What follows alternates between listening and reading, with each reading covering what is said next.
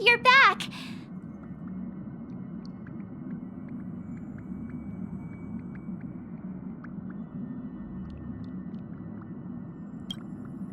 The incident that happened at Full Wish TV is causing a huge stir. Come watch the news. Hello, everyone! Welcome to our brand new segment, The Phantom Moon. I'm your host, Poofy. Hi, everyone. This is your old friend, Snowy. Well then, as the Phantom Moon games reach a boiling point, and for reasons that need no explanation, we are now joining Duo Mention TV to bring you live coverage of the latest and most critical news updates. Yes, we are! And after the director of Full Wish TV and sponsor of the Research Society of Happy Smiles, Full Wish announced that she was joining the Phantom Moon Games!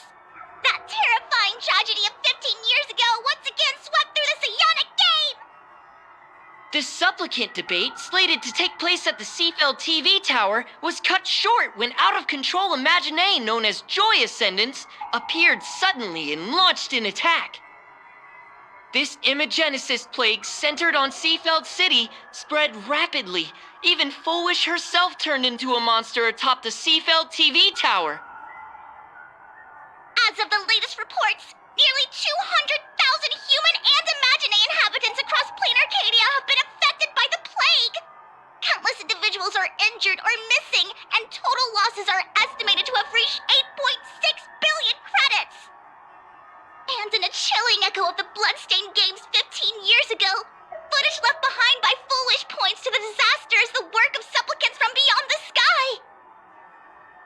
She identified the culprits as the famed cosmic hero, the trailblazer of the Astral Express, and the wanted criminal Stellaron Hunter Blade, claiming they were responsible for the tragedy. But a spokesperson for the Department of Aberration Defense said the disaster was planned and executed by Full Wish herself through her organization, the Research Society of Happy Smiles. They added that the investigation will continue and the organization will be shut down. Oh, how familiar that sounds. 15 years ago, they made the same excuses. What is the real story behind this? The Phantom Moon Brief will continue to keep you updated.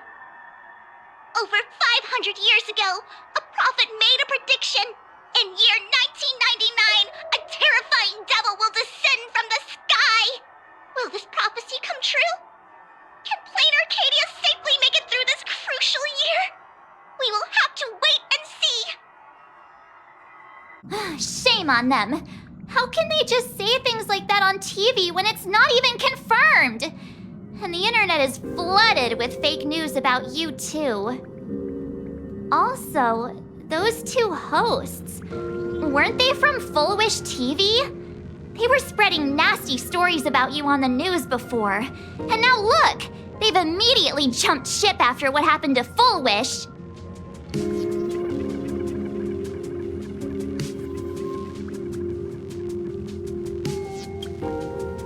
I'm happy you made it back safely. But somehow, you just don't seem quite the same. Oh no. You're trying to grow up and leave me behind.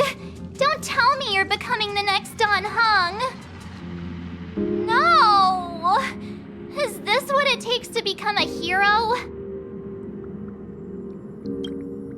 If you're all grown up and serious, we just can't click like we used to anymore. Oh, right. Tell me about what happened at the TV tower. I've heard Don Hung and Sunday's side of the story, but I haven't heard yours yet.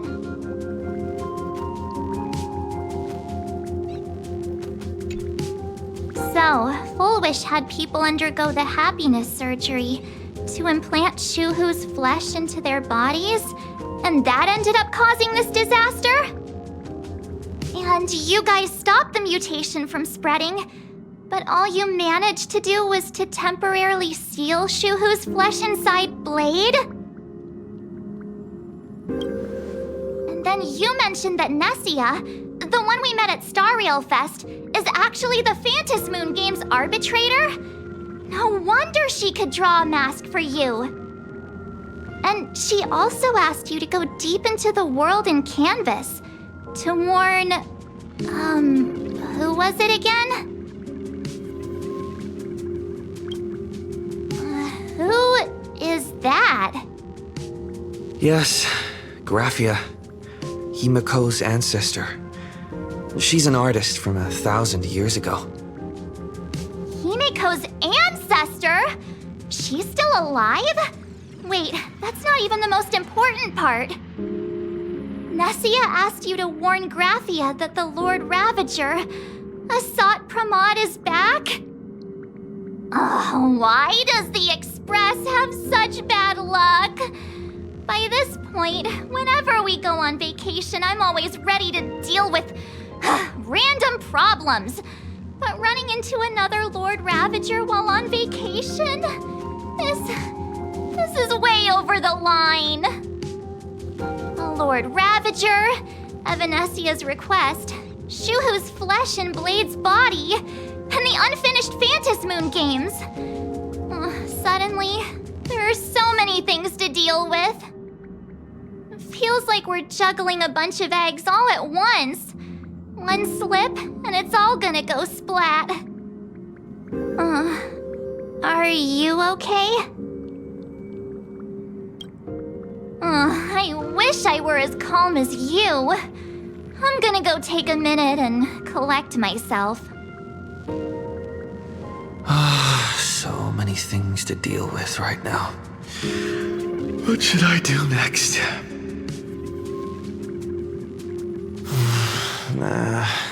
I've had a long day. I should just...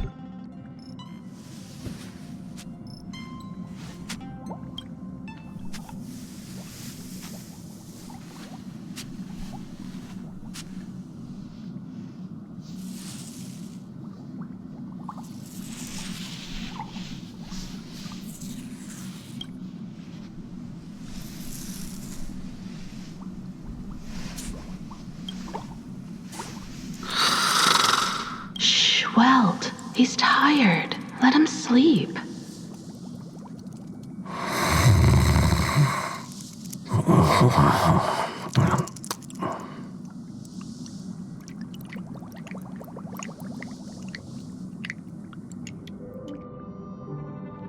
You're obviously tired. I never thought this vacation would become the prelude to yet another major war.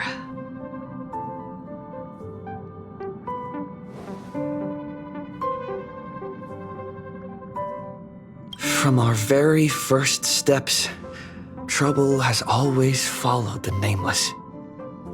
But this is way too much. Look at you now.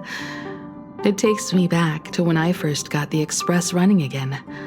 Aside from Pom Pom, I was the only crew member on board, constantly stretched thin and feeling out of my depth. All I could do was note every problem in the navigation log, one by one. A world's coordinates that needed an update. A glitch in the Express's warp system. The notes were as dense as the coordinates on the astral charts, leaving me completely overwhelmed. Back then, I never imagined the Astral Express would one day have to face a Lord Ravager. But strangely, now that the time has come again, I'm not panicking at all. Come to think of it, it's because of you. Because of all of you. Along the way, we have defeated 2 Lord Ravagers.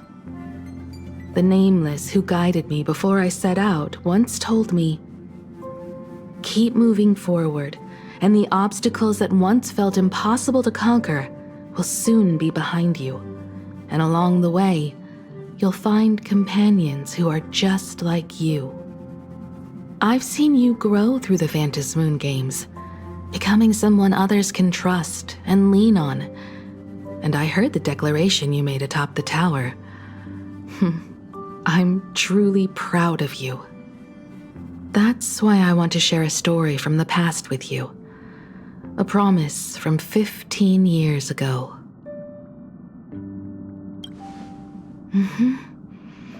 I promised someone that when the moon over my hometown was full again, I would go back to see her, to let her know I had made the most of this borrowed life and found companions I could trust with all my heart.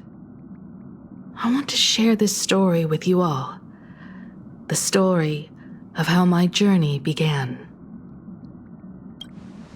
It's a long story, filled with many memories of my past. I'd also like to invite you all to the place where I repaired the Express and tell you everything bit by bit. All right, it's a deal. When I return from the world in canvas, you can make us... let Shush make us some coffee, huh? Then we'll settle in and listen to your story. Speaking of the world in canvas, March told me about what Evanesia said to you. Evanesia's request was not made lightly, and she was worried for a reason. Silverwolf saw that Lord Ravager in action too. According to the records from the databank and the IPC's investigation, Asat Pramod's campaigns often span centuries, and the planets he targets all end up destroyed in freak accidents, leaving their surfaces covered in only smiling faces. 1,000 years ago, my ancestor Graphia created the world in canvas.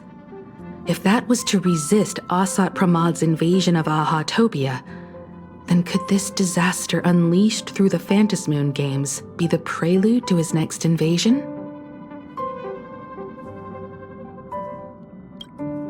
Good question. As for who in Plain Arcadia knows Graphia and the world in canvas best, it's probably Pearl. She was sent here by the IPC. She should have some clues to guide us in the right direction. By the way, General Yao Guang is here. She says she wants to talk to you in private.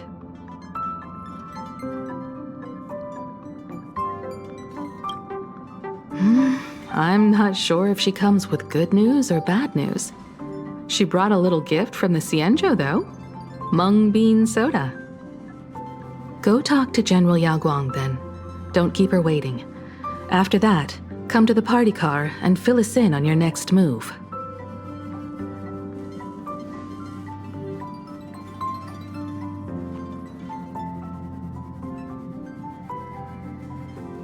Nice to meet you, Ishvara.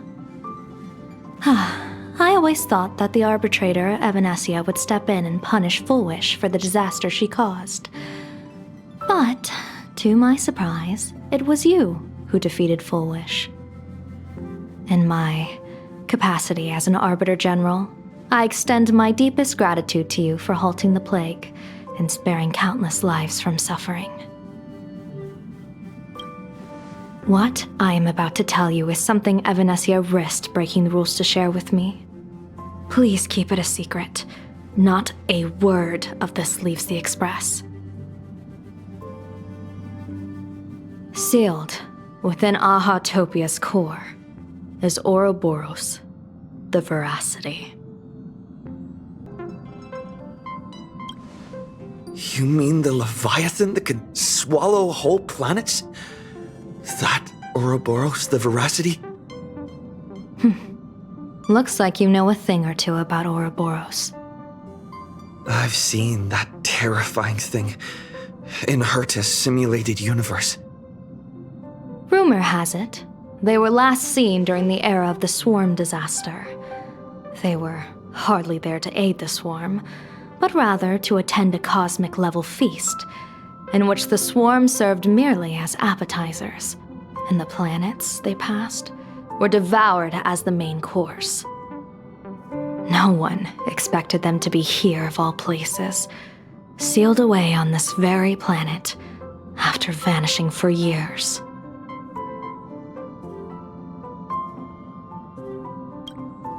The true situation remains unknown, but with this information we can understand why Asat Pramod set his sights on this world.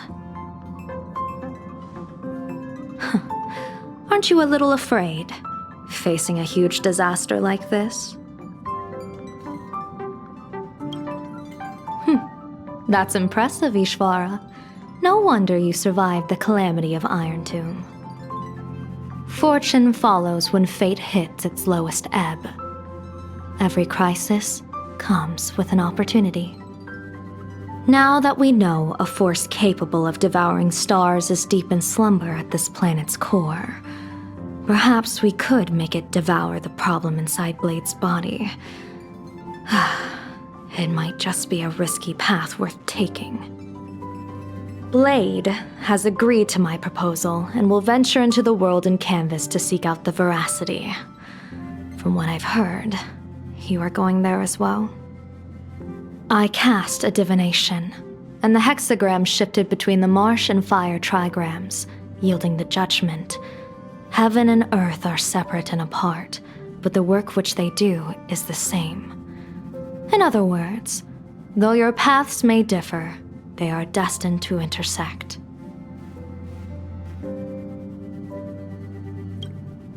What miracle could cap off these games better than a finale that humbles a Lord Ravager? It will be a tribute to the elation. The shadow of the Lord Ravager looms, and from here on, everyone must carry their part of the burden. I will take my leave first. Before I set out, I still want to say a few words to everyone.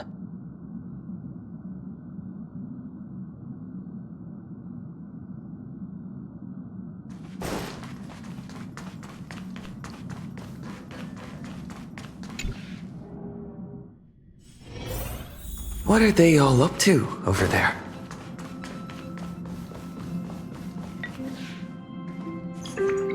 Oh, there you are. We were waiting for you.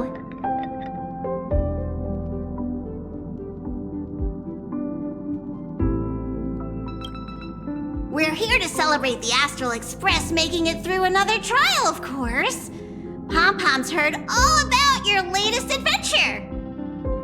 It's a modest celebration, but a meaningful one. You stopped Full Wish's scheme, and that is no small achievement. Regardless of what the people of Plain Arcadia or the media may say, we raise a glass to you. Exactly. You knocked out the mastermind behind all those creepy whatever their name is. I didn't get to see it myself, but Don Hung described it for me. You killed it! Your victory gave Blade a chance to free himself from Shuhu's flesh. Thank you. With a Lord Ravager looming on the horizon, everyone will soon be heading off on their own missions. Before that, it felt right to have a small gathering like this. Now, let's make a toast. Here's to everyone who fights to protect this Arcadia. And here's to all of us. The Lord Ravager can throw whatever he wants at us, but I know the Astral Express will keep streaking across the stars. Thank you. All of you. Having you by my side is what gives me the courage to face the future. I'll carry this strength with me through the rest of this journey. Cheers!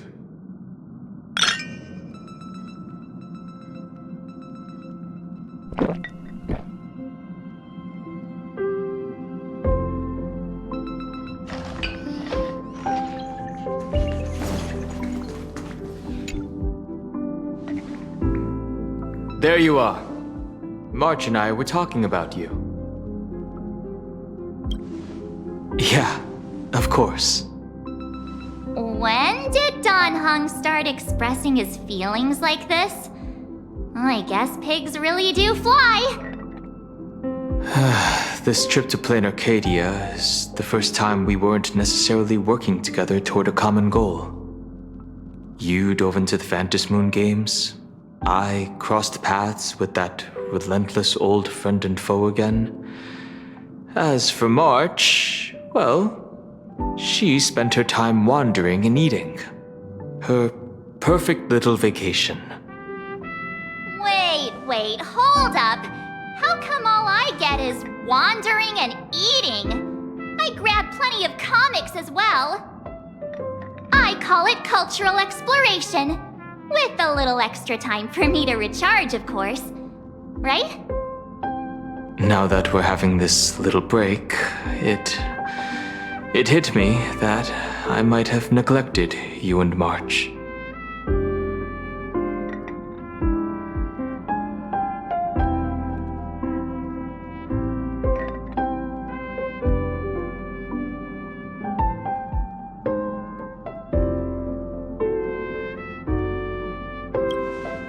Yeah, we are actually more concerned about your condition, Dan Heng.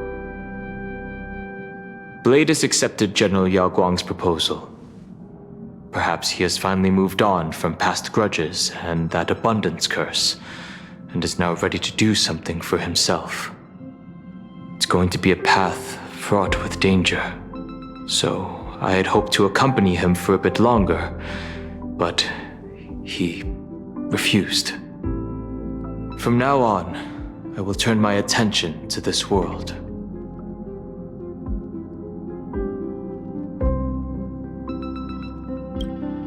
Mr. Yang and I have been asked by General Yao Guang to help with setting up some defensive formations. I've got work to do too. Mr. Ashvale wanted someone to accompany him to the tavern to investigate clues about Asat Pramod. Yours truly figured she'd been resting long enough, and it was time to stretch her legs. So I volunteered.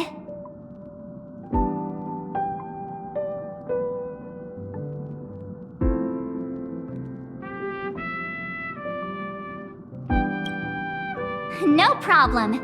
When you come back, you have to share everything you saw in the world in Canvas.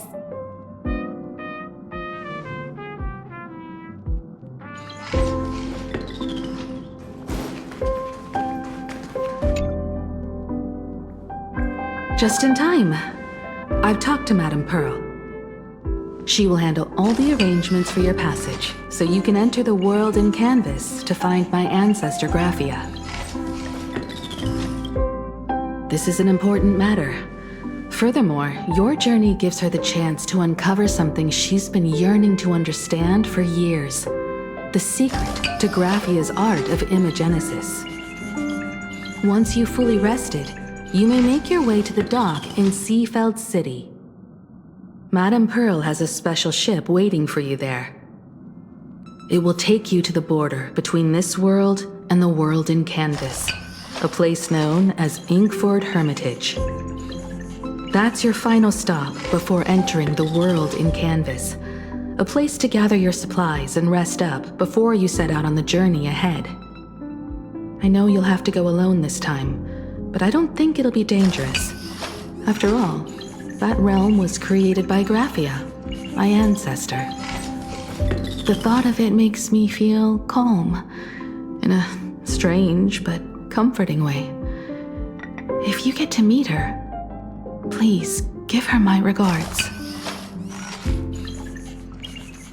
I am indeed quite curious. I'd love to see this ancestor of mine for myself, and hear her story in her own words. But someone must stay here and keep watch. Madame Pearl wishes to confer with me and General Yao Guang about our next steps in dealing with Asat Pramod. So I'll be entrusting this mission into the world in Canvas to you. Go ahead. Set out once you've rested up. I'll be here with Welt and the others, awaiting good news from you.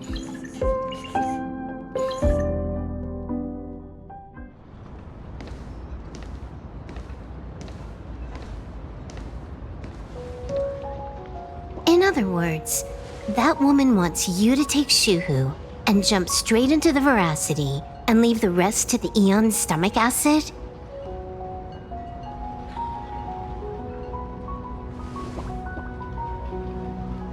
And this is between me and him, right?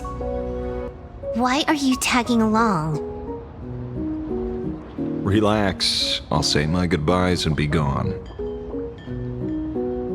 A dignified funeral, If you ask me, this ending is indeed grand enough.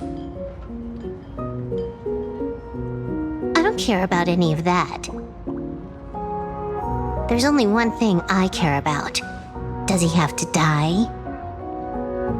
Here's a piece of advice, little cub. Whether he lives or dies is his choice. That's the one thing you don't get to decide for him.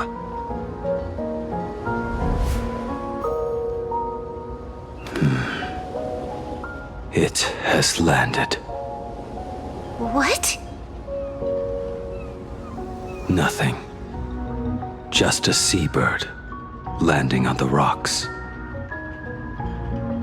A blade forged of mortal steel cannot sever an undying fate. If Shuhu is to be put down, the options are few, and that Leviathan is one of them. In time, people will say this. The culprit of the Juming gave his life for the greater good and plunged into the abyss alongside the abomination.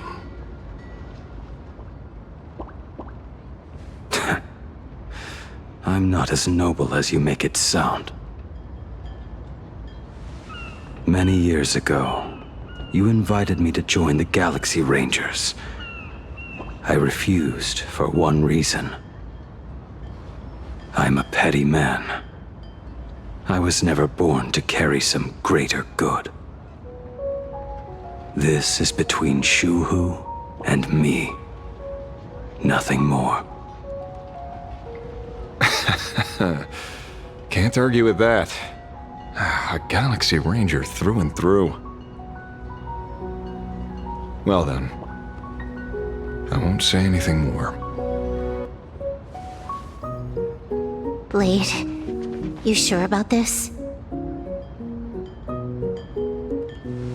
For years, death has clung to me like a curse, etched into my bones. If there is a chance to make a god feel the same pain, I would do it, even if this body is reduced to ash. As for everyone else, there's no need to drag them into this. We'll proceed as Yao Guang proposed. Bury Shuhu at the end of the world in canvas, taking me with him, and let the veracity dissolve us both.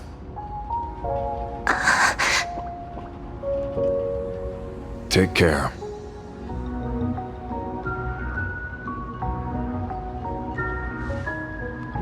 How about you stay as well? You might as well see it through to the end with us.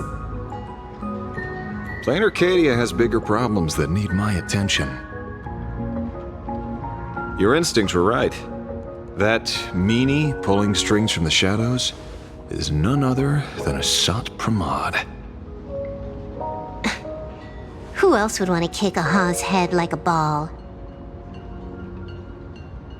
So, I need to get back and finish my job. Investigating a Lord Ravager sounds like a job you don't come back from. Therefore, it also pays very well. Then here's hoping you live long enough to collect your payment.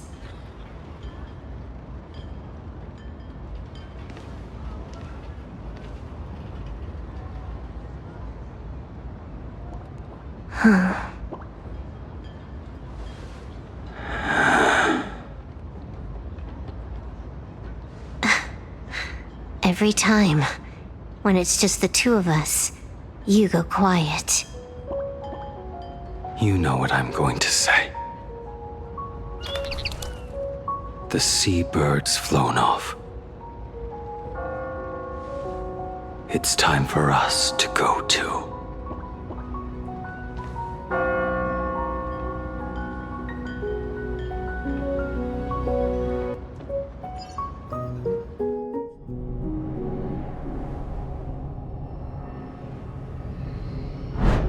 The terror slumbering at the heart of plain Arcadia is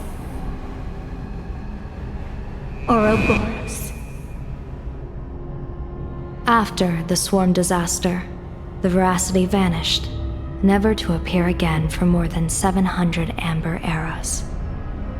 Their last rumored sighting was 500 years ago. History fictionologists claim that Ouroboros lies in wait at the edge of the cosmos, guarded by their children, awaiting the day of their return. I've heard that story before, but it wasn't about the edge of the cosmos. It was Pier Point. They say that the preservation is nothing more than a facade, and the IPC is, in truth, a cult devoted to the veracity. Organic life has quite the imagination. They've said other things, too. That Louis Fleming seeks to ascend as the Eon of Wealth. That the Council of Mundanites are mere hounds of Dr. Primitive. That the Marketing Development Department colludes with the destruction, turning a blind eye to the spread of Stellarons. Such rumors are endless. I believe the General should be able to tell which are true and which are not. I've never heard the last one, so let's assume it's the only one that's true.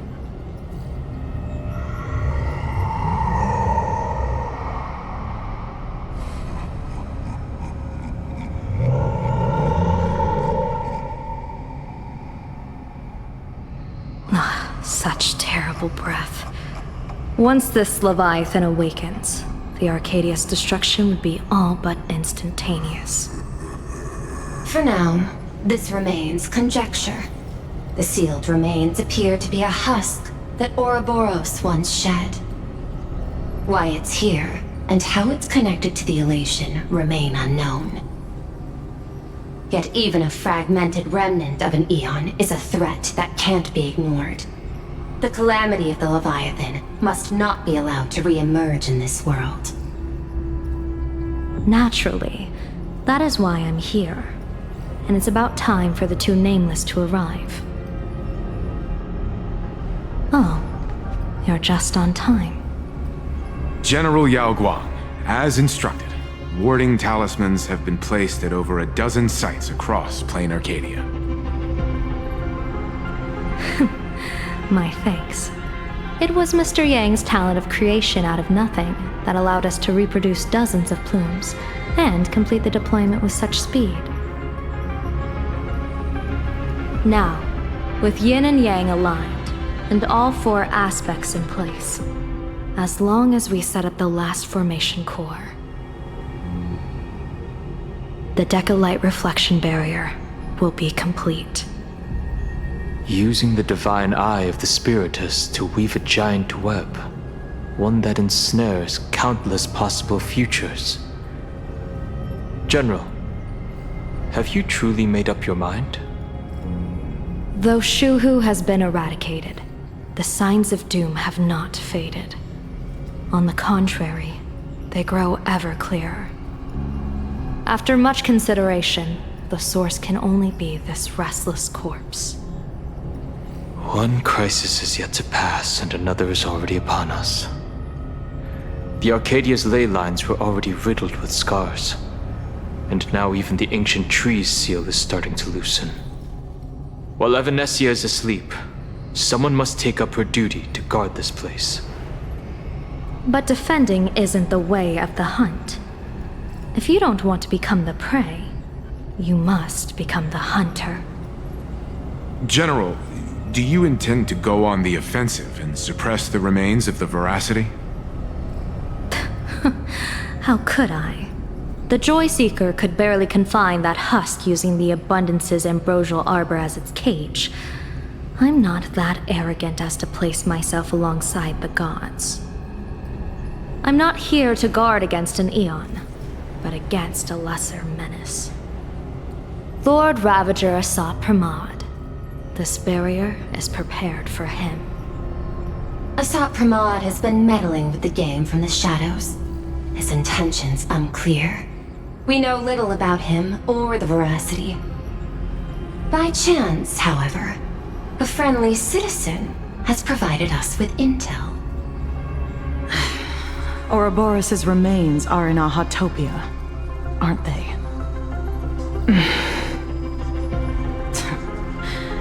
silence is an answer in itself. I've seen that reaction too many times. I'm not surprised that you were the first to discover it. You were in the Torn Scroll too. The probability of you noticing was 24%. That's a little low, don't you think? I'd put it at well over 90.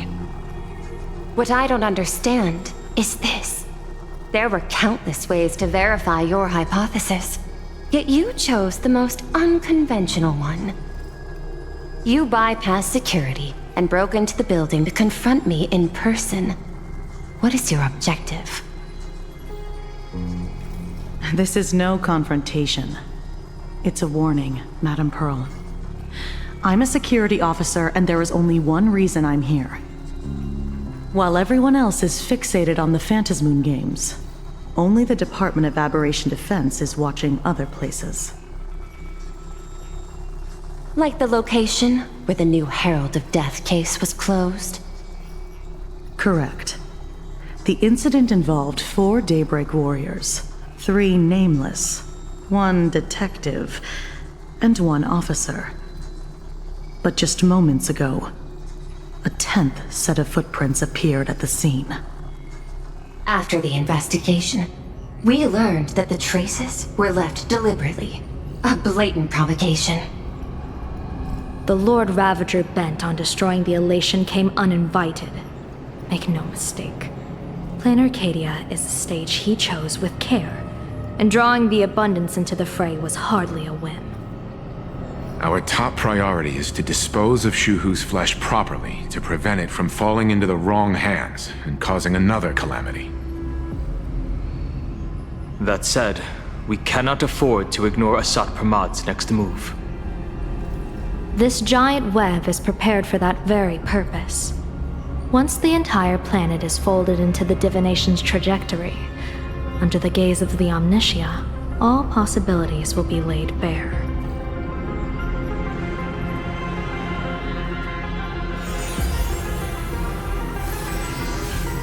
When that time comes, he won't wish to leave any footprints behind. One final question.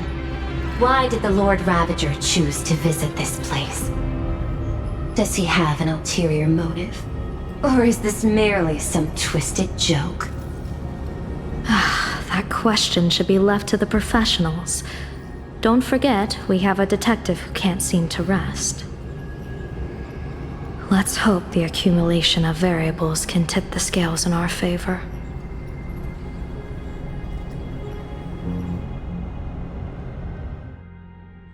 And so the people set out, and the gondola, bound for distant lands, set sail. At the end of the world, the Elation once again declared war upon the Veracity. Frail little humans! Ouroboros split their mouth wide open! Whoever can fill my whole mouth with but a single thing shall receive a reward, my tongue. The fool known as the Shepherd captured a comet, but it wasn't even enough to fill the gap between the Veracity's teeth. The bartender Baraji opened the wine cellar, but they only grew drowsy, drifting off to sleep.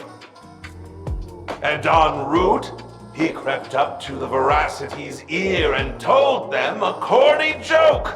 The Veracity pondered it for 10 amber eras, then burst into laughter at their own amusement. En route spread his hands and said, "See? I filled your mouth with laughter." Then what happened? Then the Veracity said, "Are you kidding me?" And with that, they opened their gaping maw and tore en route to pieces. What kind of nonsense is that? Those are the facts, my inquisitive auditor. If you want to hear more stories, you're welcome to discuss with your classmates.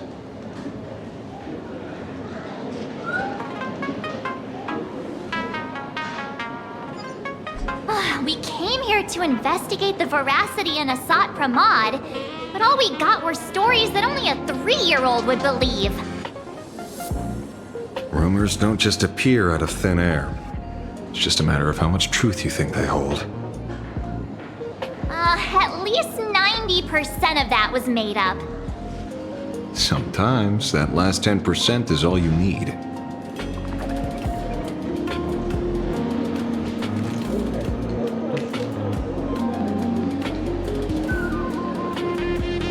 Wow, plenty of bystanders around.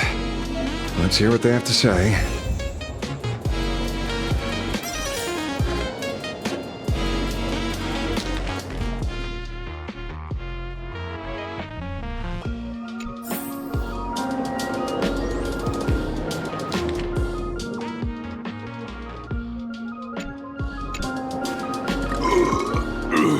You two asking about the veracity? You thinking about walking that path? Walk the path of veracity? Do I need to eat everything in sight? You got it! Kids always dream big. Some are bulldozers, some are monsters, and I am Autoboros!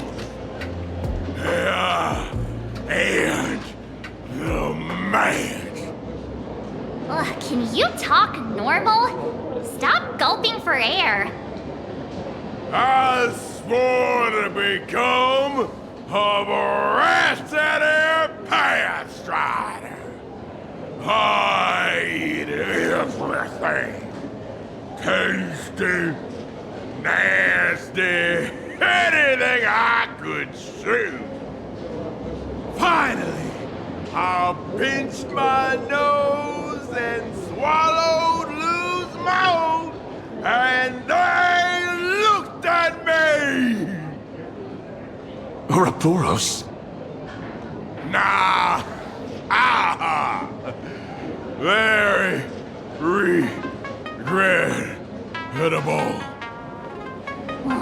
Enough already. I'm telling you, it was all bluffing. The fools didn't lose. En route and Dorothy, when the veracity wasn't looking, roll up their skin like a grape, snatched it up and poached it. Then poof, they were gone. Even Comic-Con Collective don't got a veracity card. I already filed a formal complaint with the organizers. You should be putting this much effort into your studies!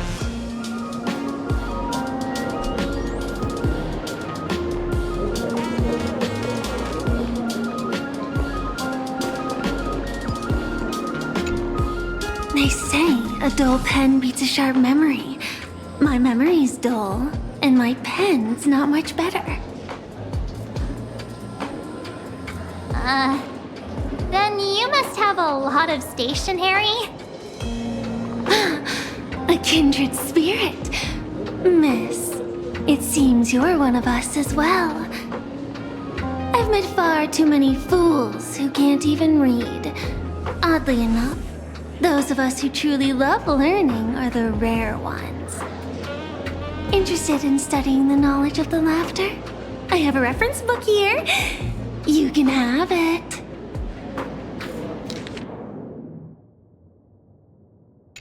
This feels completely made up. But, thanks anyway. Oh, please. Thank the seniors. To compile this book, they offended every eon they possibly could, and narrowly escaped death at the hands of each and every one of them. As for me, I'm just the one who keeps the books circulating. Hey, friends! How was your first day of school? Where were you just now? You opened the door for us and just disappeared. Don't tell me you're up to something again. Still doubting me? You're breaking Sparkskull's heart here. That whole foolish thing. I took on every emoji in the tavern by myself, fought them all the way to the end of the world, and even wore my mask down to nothing! But honestly, this place runs on rumors. Aha is being chased by the Veracity. Aha chases the Veracity. We won't get anywhere following stories like this. Let's go through what we know so far.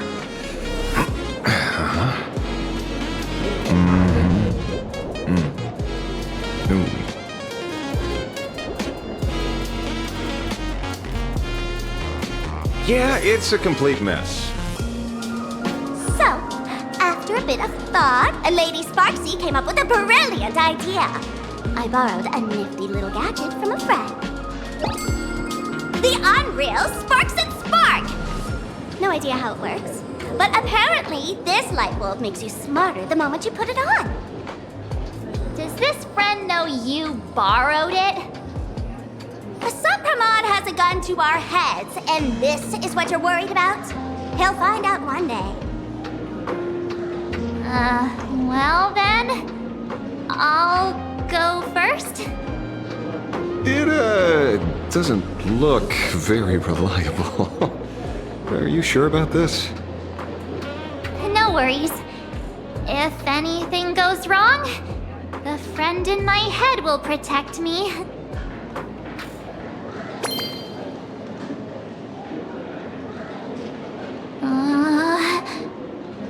Doesn't seem to have any effect. No, it's working perfectly.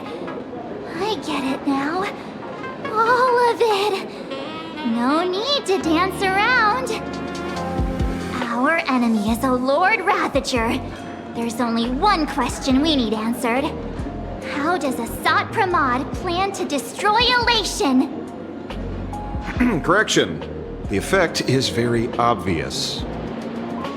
Judging by Nanook's habit of picking Lord Ravagers, I wouldn't be surprised if Asat Pramod was once a masked fool, and therefore knows Aha's weakness. The Arcadia is like a microcosm of eons and paths. People indulge themselves in fabricated happiness, unable to pull themselves away from it. Many have expressed their concerns. This isn't elation. Aha is playing with fire. A classic social realist deduction. Old-fashioned. Ooh, but effective. We're closing in on the truth. Yes, the answer is all but revealed. You are Asat Pramod, Sparksy. Do you have evidence? Of course. The truth is so simple that everyone overlooked it. The evidence is... you were the first person I met when I got off the express.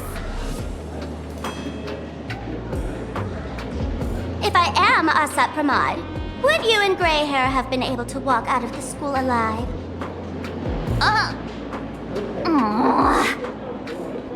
Yeah, fair point. Just take that thing off already. That's weird. I thought I was on the right track. Let me give you a lesson. Deduction isn't about people skills. It's about smart tricks and flawless logic.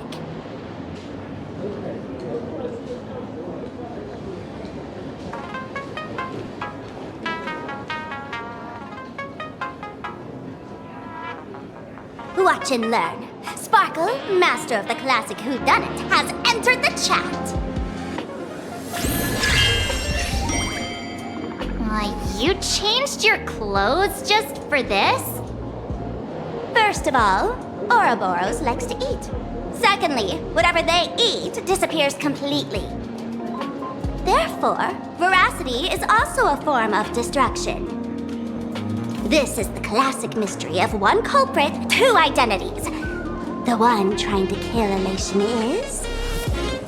the the Lord Ravager, a Sapramod, played by the Veracity! What am I even saying? Oh, classic whodunit. This is more like a classic Who's the Dummy. I get it now. All this thing does is make wild guesses sound reasonable. So far, that's the most accurate piece of information we've gotten. No need to be so serious, Detective. Why don't you show us what you've got? By the way, what type of detective are you? Me? I'm the tough guy type. I don't waste time on useless details. I aim straight at the heart of the problem. You're not wrong. Asat Pramod is Nanook's weapon to assassinate Aha.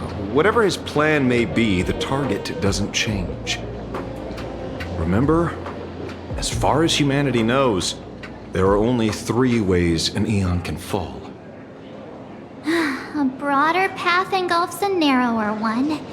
Divine warfare between eons, and the third one. What was it again? Forcing an Eon to turn away from their own path. Whichever it is, none of it sounds remotely connected to Plain Arcadia. So, what makes you so certain Asat Pramod is here on business, not on vacation? Because we folks just dug up one heck of a treasure from underground. And in the stories tied to them, we've unearthed more than a few names worth paying attention to.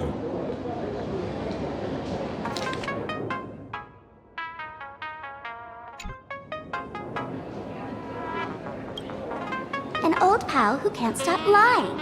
He goes on and on about death being a solitary feast, but I just saw him last week, alive. I see you're acquainted. Please, introduce us sometime.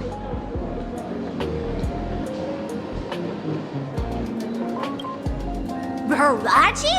Forget it! He's good behind the bar, but slippery as an eel. Ask him to work for Nanook, and he'd run away on the spot. The former bartender of the tavern, everyone knows him. Couldn't be him. That's just a title. Anyone with a girlish heart can call themselves Dorothy. Between you and me, Director Sparkle used that name once too. Guess when? Looks like this clue has little value to it. Him? He caused trouble in Gotham City a few days ago. Pearl threw him into prison. I know. I was the one who caught him. Right. He's the one I can't stop thinking about. The stories change every time, but they all circle back to the same logic. En route, defeated the Veracity by some means. You're right. Then who is this en route? Do you know him? En route. Of course she does! Everyone in the tavern knows that name. Long ago, its owner grew tired of jokes, cast aside his mask, and walked away. Some say he became a mourning actor. Others say he jumped into IX's black hole. But none of that matters. What truly matters is that you have my unreal Sparks and Spark. I knew it. Give it back, give it back! That's a big order my client wants immediately! What do you mean, give it back? It just wandered off, and I happened to find it on the way, so I brought it home. You want it? Here, take it now. Absolutely not! Wait, right now? This doesn't sound like you at all. No. If it's a no, it's a no. Guess I'll keep it. Bye-bye.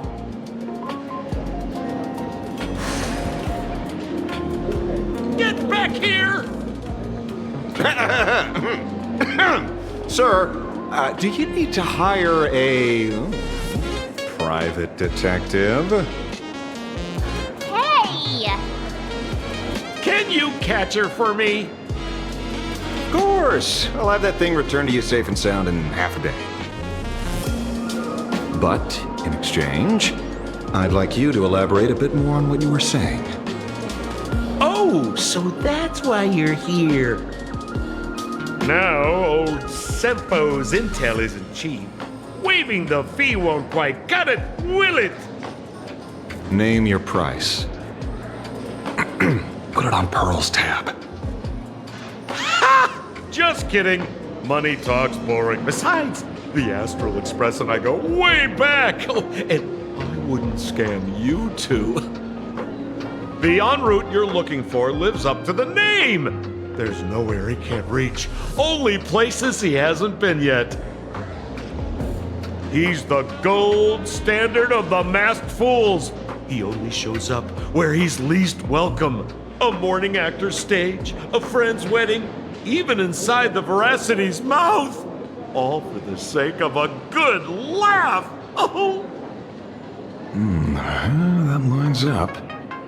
Sounds like the origin of the legend. So, he's a friend of yours? Not a chance!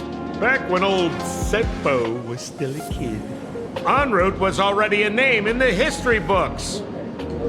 He left the tavern during the Second Prosperity. Say, after hearing 30 trillion jokes, he never laughed again. Before he left, en route said one thing that, at the time, no one cared about. Elation has been dead for a long time. Where did he go after he left the tavern?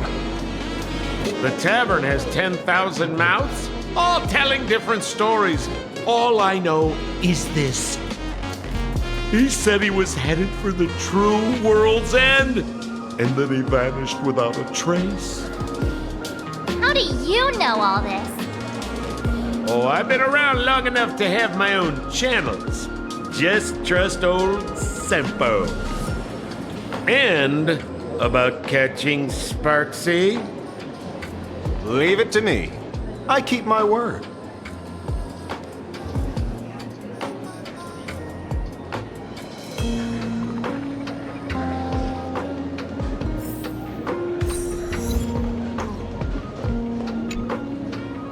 See? You only need that 10% of the story to be true. The last thing he said was really scary. So many unanswered questions about en route. He has to be tied to Asat Pramod somehow. But our leads at the tavern have run their course. Let's go pay a visit to another expert next.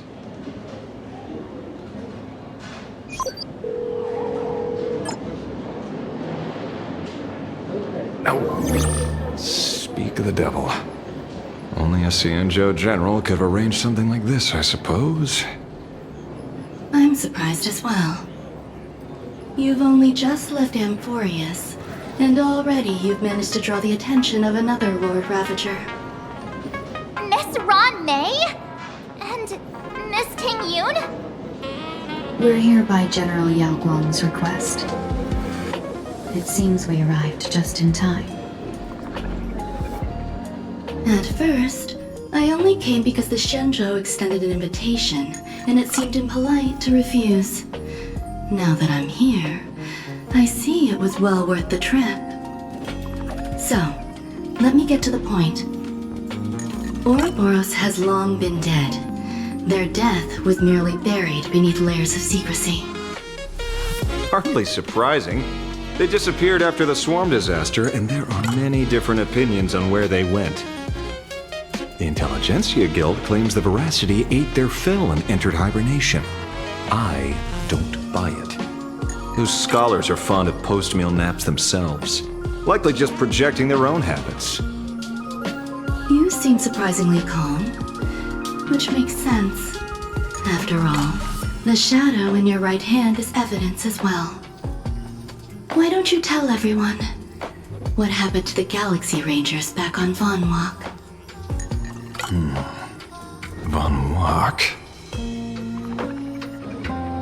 Sprightly Von Wach.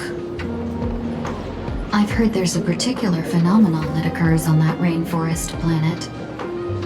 Plants multiply and grow and are then harvested like wild grass. A cycle repeating every few decades. Almost identical to the Phantasmoon games. But how are the two connected? When you hear plants and growth, shouldn't that make you think of abundance? Huh. Wait. It seems you figured it out. By coincidence, abundance is another thing the two worlds have in common. When coincidences pile up, they cease to be coincidences, Mr. Ashvale. No. Leader of the Rangers, Mr. La Mancha. Perhaps you could explain this to our nameless friend? Back on Von Wach, I'd already long since stopped being a ranger. Your conjecture is basically correct, Miss Ron May. You're not the only genius to take life as a subject of study. By the time I arrived, the atavistic experiment was already approaching its final phase. Dr. Primitive had set his sights on an ancient Leviathan. Beneath Von Wach's surface, there also lay the remains of the Veracity. You stopped him. The Rangers stopped him. Back then, Mr. N was still human. Now, deep beneath Ahatopia, another corpse of the Leviathan lies buried. If I'm not mistaken, there are countless other worlds carrying out the same ritual. Aha sealed Ouroboros' body among the stars, suppressed it with abundance, siphoned the power of the Path of Veracity, and called it a game. This is what people call the Phantasmoon games. Aha! Why would they do such a thing? You may remember, the Express once delivered a Leviathan's carcass to me. That wasn't the only one in my collection. By arranging remains from different eras in sequence, I discovered something rather intriguing. At a certain moment over 1,000 Amber eras ago, just as Akifili began traveling in pursuit of their ideal, all creations of the Veracity lost the same organ. Their taste buds. What does that imply? The purpose of consumption changed. Be they spawns, depth crawlers, or void song whales, their genetic markers encoding gustatory organs vanished entirely.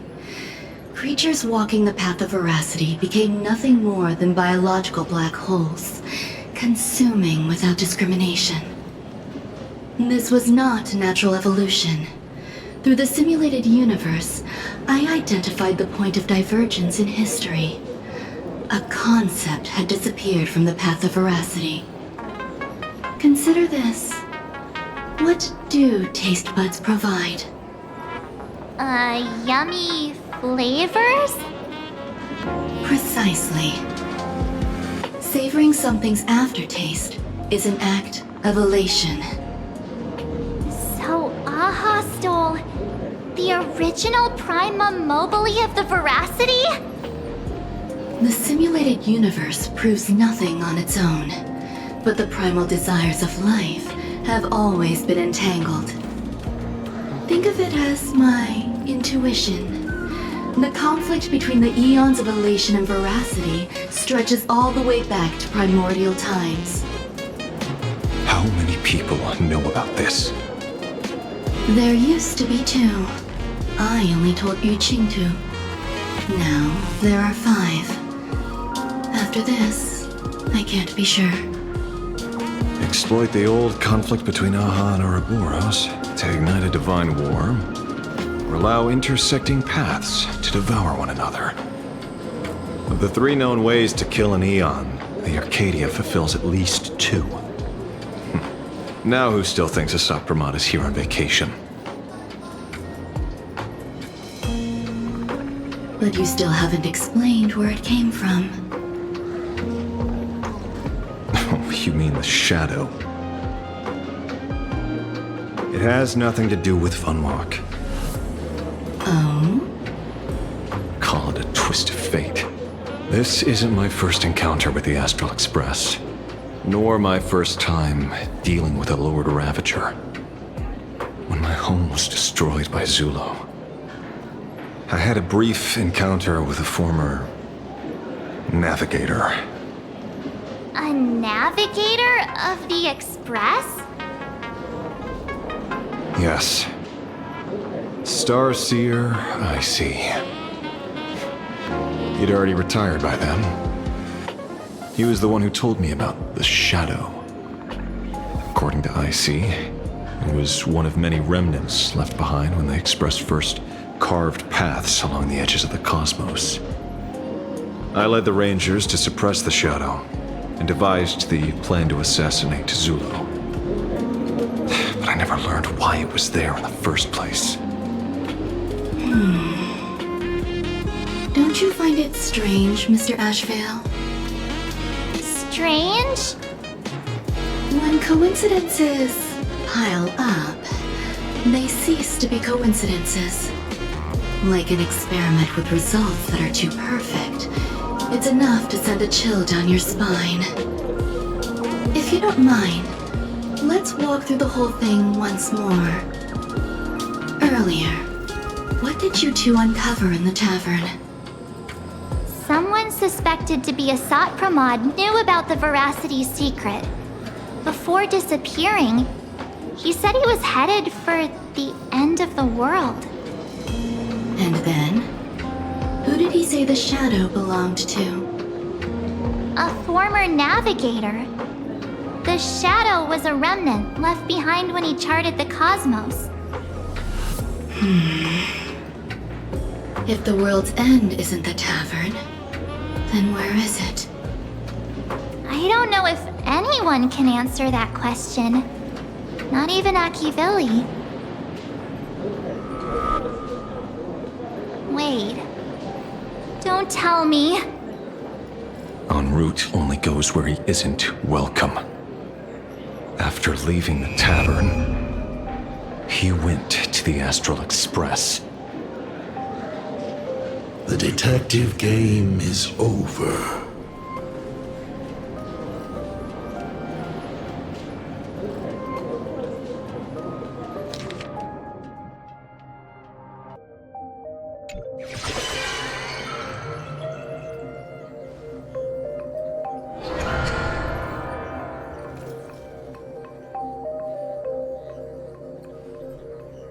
I have to say, not many people can make me change my plans. Whether in the past or present, you've always been one of them. So, it is you. You know how it is, kid. I've always enjoyed arriving uninvited.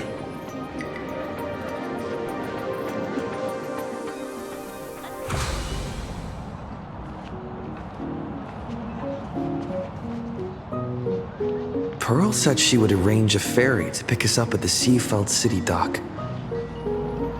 The place we're going to holds clues about Graphia? Really? Validate your own ticket before boarding and be a model passenger. We wish you a pleasant journey.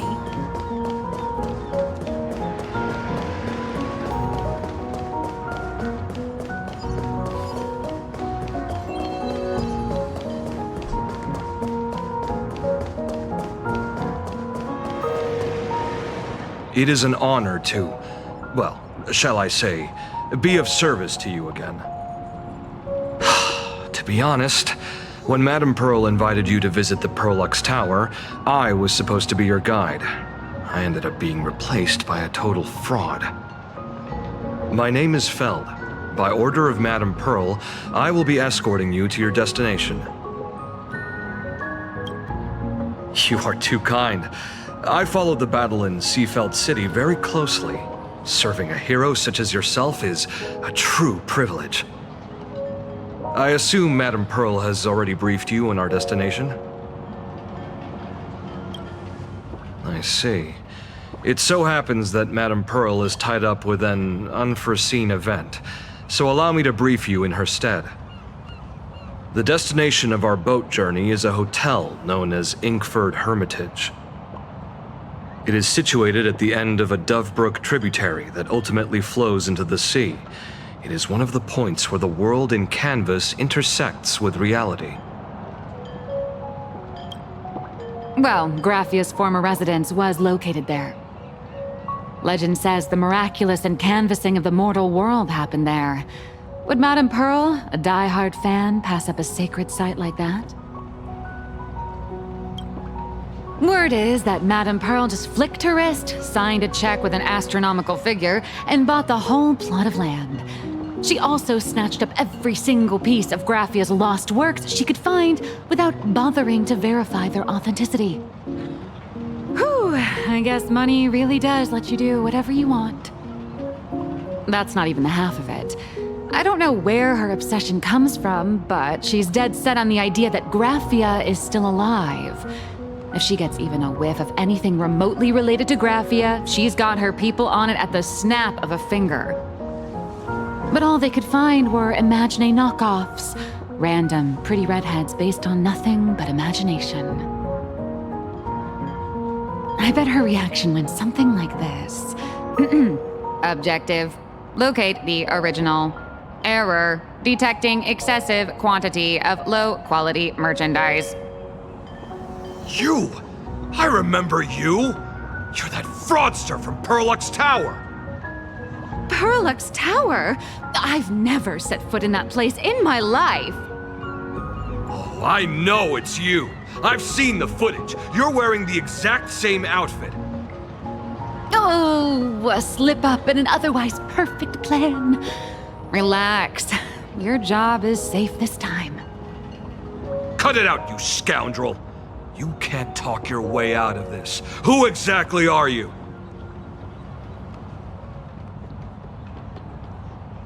This is the author of Fluffy Across the Blue, Blurry QR Cult. Huh. Is that so? My apologies. How rude of me. Miss Colt, it's an honor to finally see the face behind the work. Please pardon my yelling. I didn't know. No worries, no worries. Well, yes. Would you believe it if I said I was going on vacation? Miss Blurry QR Colt, let's be clear. You are being transported under escort. Your current credit balance is in the negative. Madame Pearl has offered you a lifeline by asking you to complete the next volume of the Fluffy.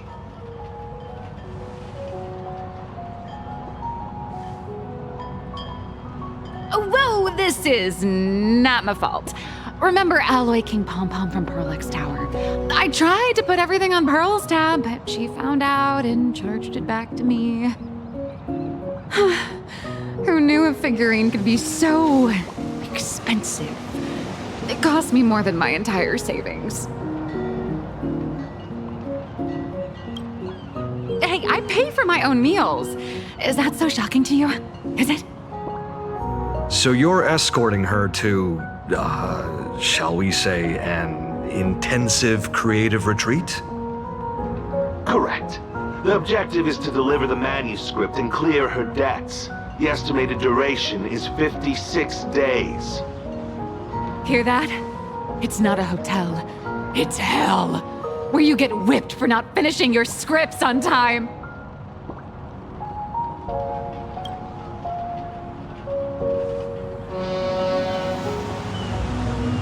The boat has arrived. When you're ready, let's begin our journey to Inkford Hermitage.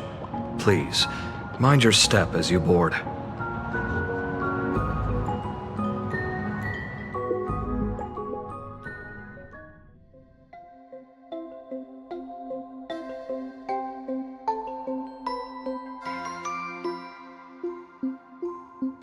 have arrived.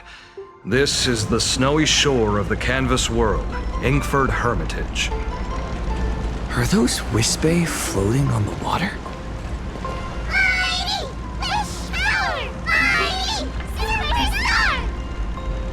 Oh dear, there are so many Wispe. They are blocking the boat's route. But no need to panic. Please follow my lead. We have now arrived at Hermitage Port. Please make sure you have all of your belongings with you. And watch your step while disembarking.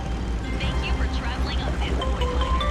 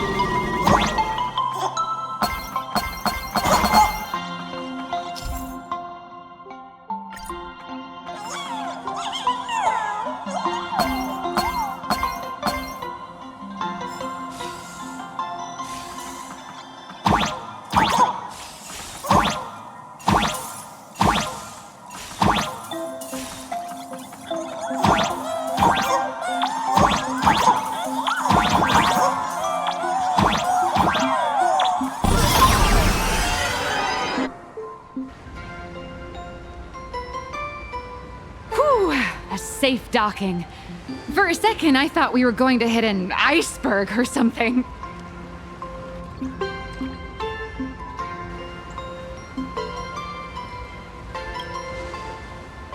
They probably sensed your wish power. You are the Phantas Moon Games superstar, no? Look! One's trying to hitch a ride on you.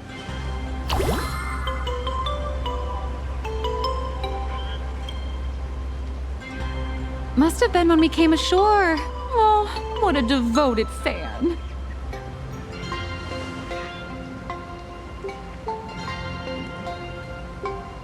Everyone, welcome to Inkford Hermitage.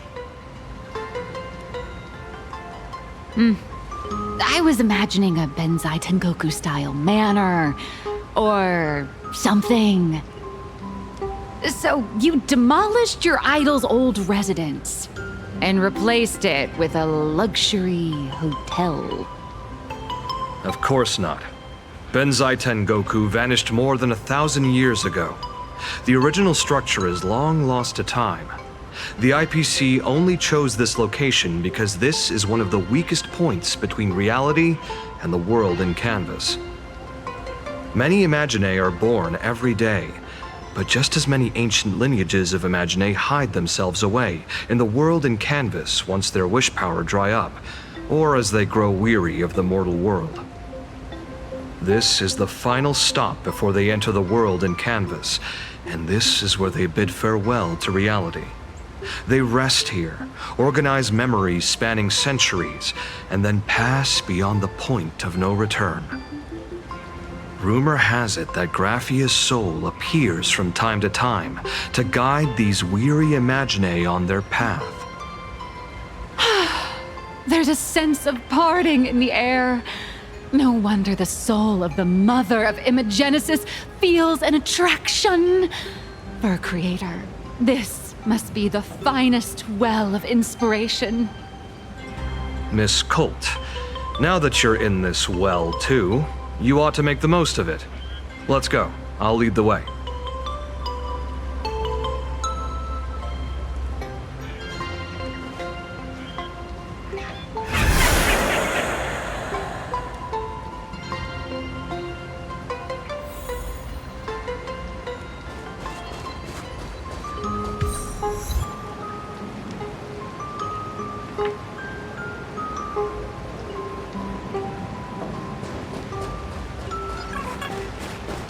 Is that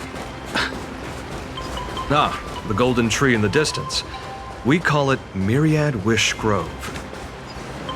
It's said that it shares the same lineage as the sacred trees on the floating island of Seafell and the Phantasmoon courtyard.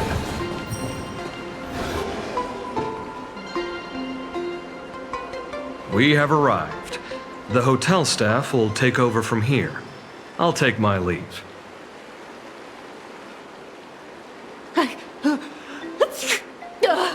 Oh, it's freezing. It's cold enough for a typical snowstorm mansion murder mystery. Anyone here? Hello? Hello? Honored guests, my apologies for the late welcome.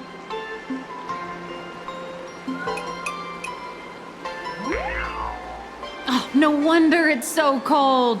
It's an actual snow wispy. Hello there, little one. I am the lobby manager, Casper. You have a very high body temperature. Please, try not to overheat the room. Allow me to introduce myself. I am the popular comic artist, Blurry... the former comic artist, Miss Nihilux. Oh, my true name is gone, just like that. Oh wait, did you say former? The big shots upstairs gave me a heads up. You are now an asset of Perlux Corp.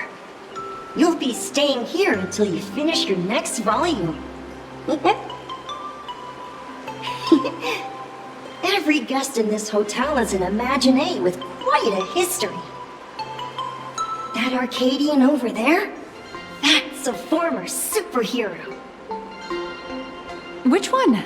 Never heard of him. That one over there is one of the oldest strangelings. They're a former Kappa. These days, they work as the hot springs manager. A Kappa? Didn't that lineage of Imaginé go extinct when the IPC first arrived? There are still a few survivors that slipped through the net. As for Casper myself, I am a former frost giant. Sightings of Lady Graphia are as common as the snowflakes here. Ever since the news spread that her soul would reside at the hotel, all those Imaginé who mimic her and the weirdos who insist they have a connection to her have flocked here. You see, they all claim they have some sort of connection to her, or hold some secret about her. I bet they're just trying to scam people out of wish power and credits. Just like all those people who swear they're AHA. You're not wrong. But whenever the higher-ups ask for a report, little old Casper here can always pad it out and hand over a long list of names. Nameless, good luck with your inquiries. Bye now.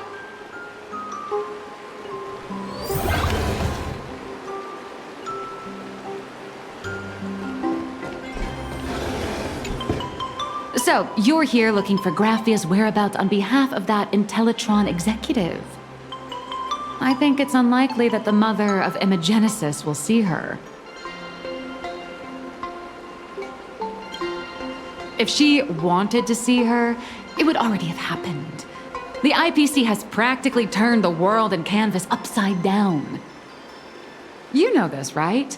Over 140 years ago, they brought in hackers from Punklord and did everything they could to blast open the passage between reality and the world and canvas. I think disturbing her world and canvas like that must have upset the mother of Imogenesis. Normally, I'd suggest you play that little snow puff ball for info.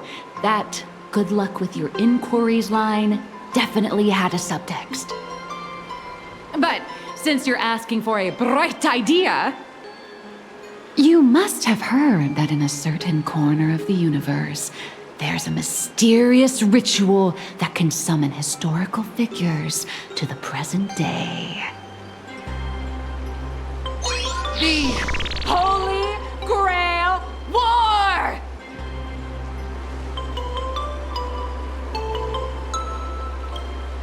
Oh, right! That was your big adventure in Penacony. Oh, how nice. I hope Plain Arcadia holds one too. Then I don't need to explain the method. First, we need a catalyst. Do you have Graphia's brush or palette? Doesn't look like it. No matter, Miss Kalt has got you covered. We use ley line resonance. This hotel is built on Graphia's former home. It still has a connection to her, like that vibrant golden tree.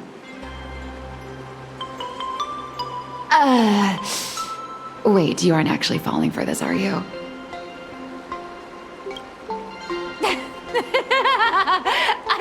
I was just kidding.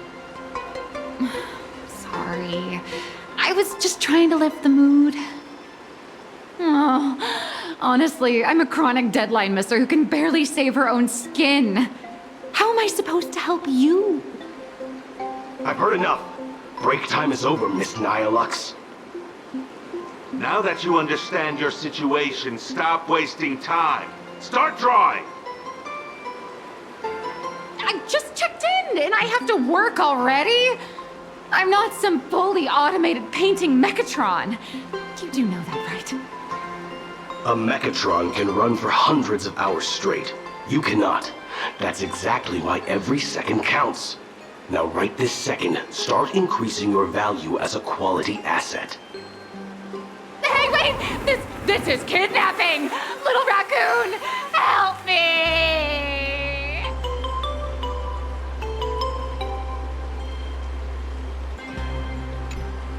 Nihilux has a point. If that Casper guy is a survivor from the Cinderth Age, maybe he really does know something. Anyway, I'll start by asking around here.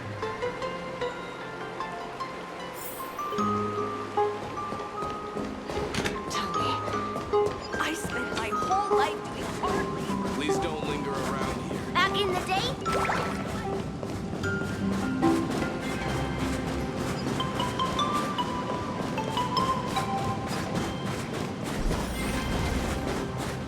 Casper? Are you there? Nope. I'm not. You found me, current nameless. I knew you'd come to ask about Lady Graphia. But if I try too hard to remember things from such a long, long time ago, my soft, squishy head starts to throb, and then I start melting. Drip, drop, drip, drop. So much of my memory feels like it's shrouded in a blizzard, and I can't see anything clearly. I'm sorry, but I don't think I can help you. A snowball fight? The game, the name, it feels so familiar. It feels like I had snowball fights every single day a long time ago. Shaping the snow into balls and flinging them at whatever strange intruders came barging in. Well then, come at me, Nameless. I'm a snowball fight veteran.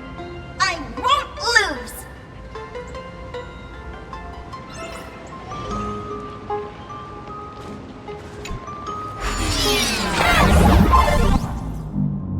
It's snowing!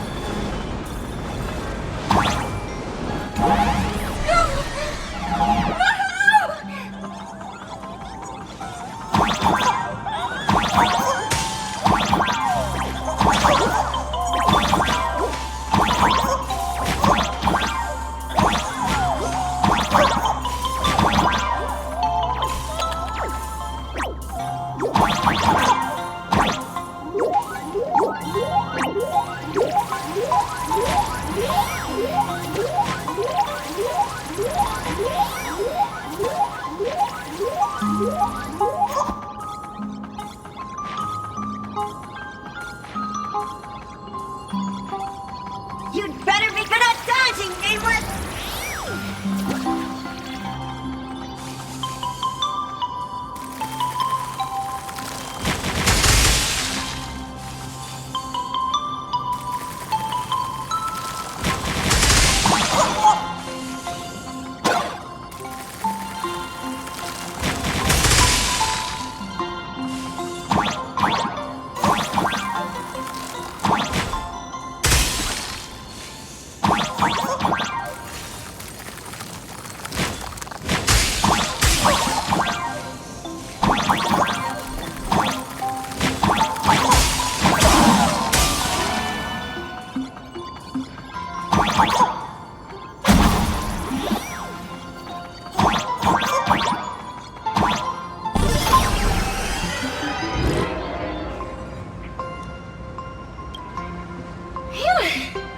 Things from the Cinderth Age are still a bit blurry.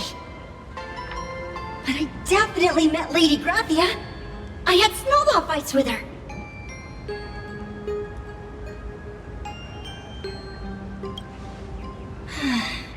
She was a great painter who led us in snowball fights.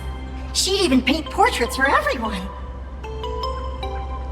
Back then, when we wanted to see her, we'd go to her doorstep, light the ground lamps, and shout, "Snowball fight!" Then Lady Graphia would poke her head out of the window upstairs, unfurl the scroll, and whoosh! Slide right down into the snow. Then we'd have snowball fights against the Void Rangers together, under the giant moon. If we won, I got to swallow the Void Rangers whole. They were so crispy and tasty.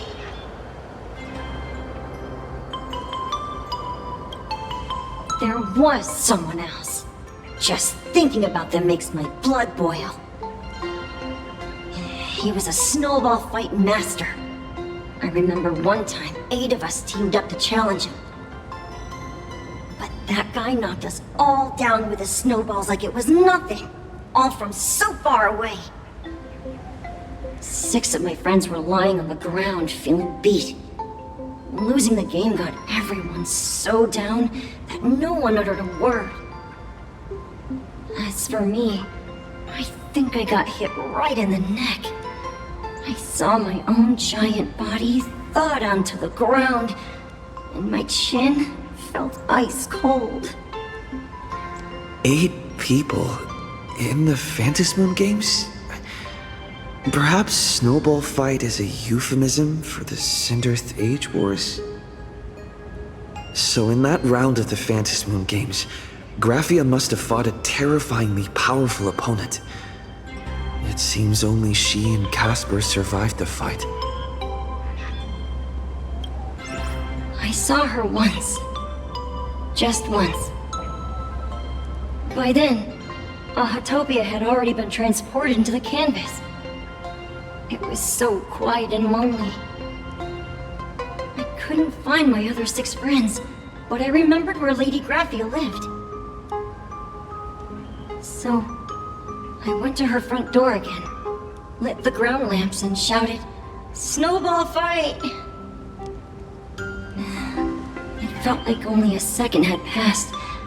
Just the blink of an eye, yet somehow it also felt like forever. At last, I saw her drift out. She held me and cried, saying, "I'm sorry, and you've done well," over and over. It was just one lost game. We could have just won it back some other time, but that was the last I saw of her. I only shared some memories of a snowball fight. If it helped you, Nameless, then I'm happy. That's about all Casper can remember. If you're still up for fun and games, come find me for another snowball fight sometime.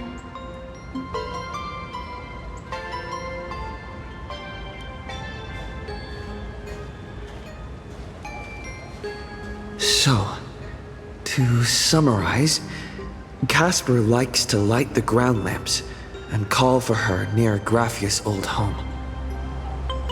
Now, where can I find those ground lamps?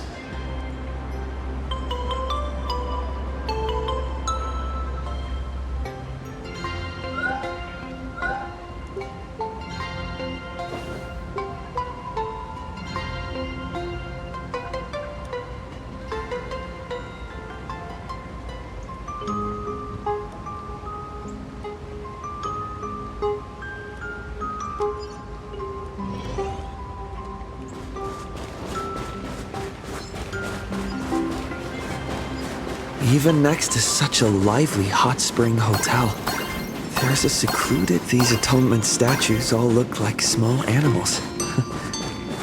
I should find a prominent... These two little lamps don't look reliable at all. Whatever. It's not like I have any other way.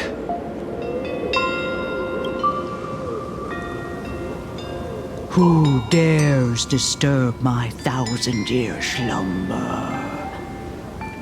Not only will I refuse to grant you 3 wishes, I shall also lock you in my canvas to suffer in my stead!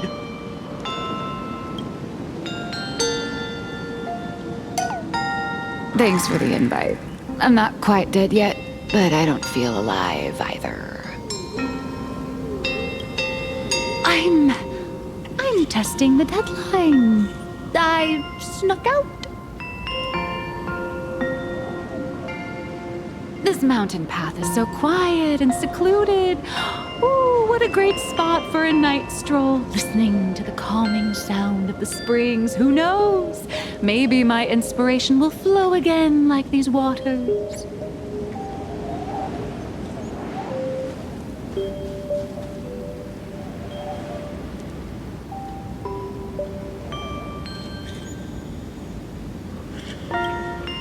Give me a break. I really am just looking for inspiration out here.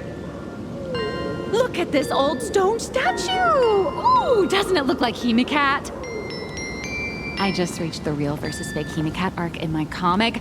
Let me pay my respects. Maybe Graphia will bless me with enlightenment. Miss Colt, when did you sneak out? That was fast. I let my guard down for just 1 second, and corporate asset, I mean Miss Colt, escaped. Now that's scary. No way are you running away and taking our jobs with you. Good thing this kind lady spotted where you were headed. Otherwise, you might have slipped away for real. Let's go. Back to the room to finish your work. Come on, not again. Little raccoon. Help!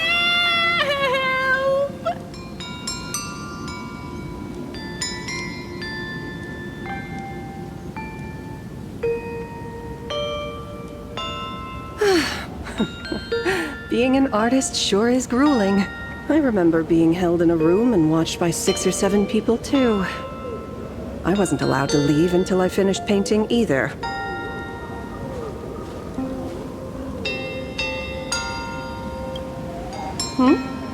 You're asking me?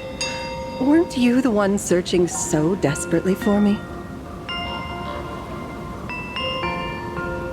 My name is Murata Graphia, guardian of the world in canvas. It is a pleasure to meet you, Nameless of the Astral Express. You're saying... you are Graphia? She really does look a lot like Himiko. Child, You were the one who lit the ground lamps, were you not? If memory serves, that was the secret signal my old friends used to call for me. I simply answered the call, yet you doubt my identity. How strange. Let me think. I believe I know why you've come to find me. The arbitrator of the Phantasmoon Games asked you to tell me that our old enemy, the Demon Lord from Beyond, has returned. Am I correct? Since Ahatopia's in canvassing, Evanesia and I agreed to guard reality and the world in canvas separately, never to meet again. But over the past 1,000 years, I often hoped we might reunite in some way. Who would have thought, when word of her finally reached me again, there'd be no warm greetings, but instead only an impending crisis. You must have many questions. My, you certainly have a lot of questions. But before I enlighten you, during the Sindirth Age, that demon lord from beyond once took the form of a friend to infiltrate the Resistance, causing catastrophic casualties. I must confirm your identity, Nameless. Do you carry a token from Evanesia? I see you're carrying something that might be proof enough.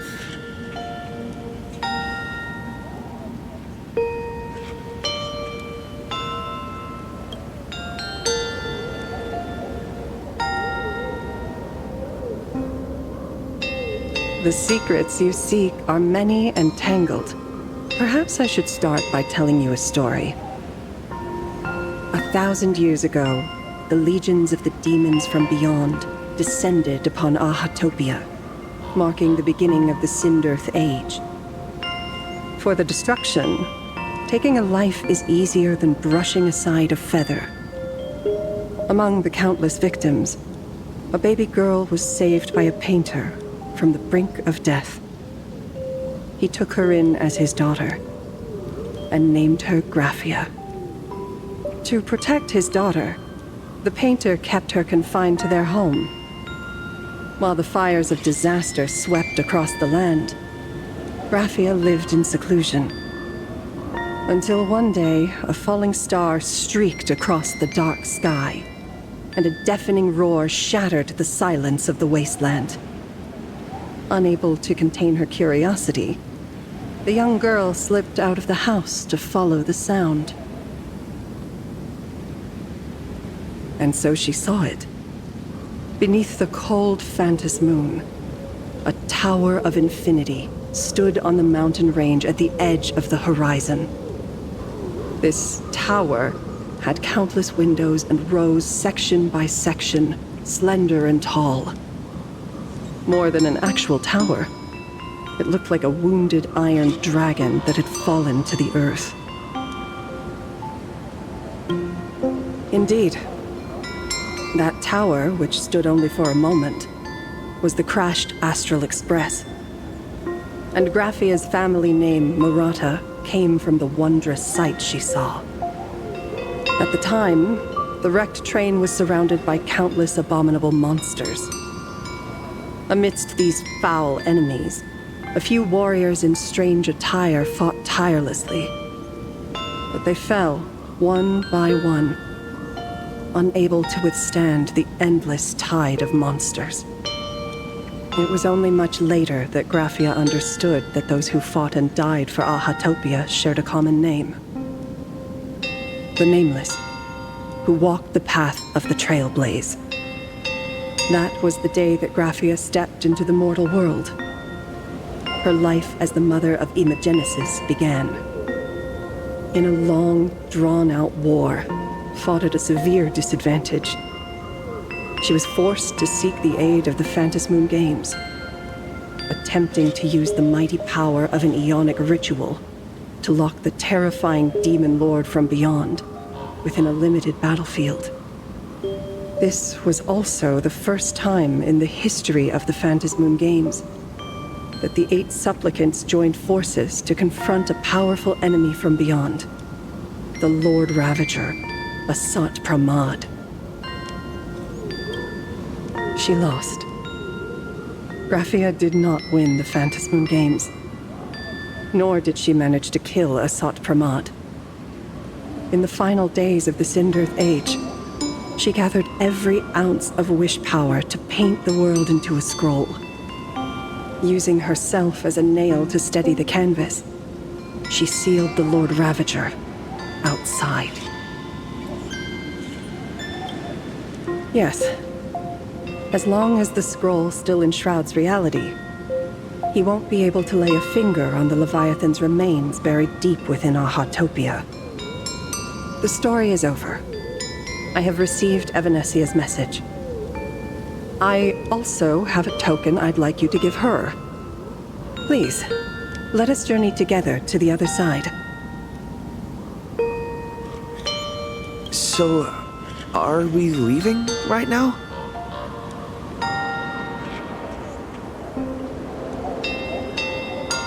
No, there is no need to rush. You have a friend here who is lingering with a heart full of farewells. You mean... Blade? Follow this path down to the riverbank of Myriad Wish Grove. You'll find many Wispe gathered there. When you are ready, choose a Wispe. Whisper Graphia's name and your wish to cross over to the other shore. Then release the Wispe into the river. When the time comes, I will bring the ferry to deliver you into the canvas. Graphia vanished. How elusive. Anyway, I should head to the riverbank of Myriad Wishgrove first.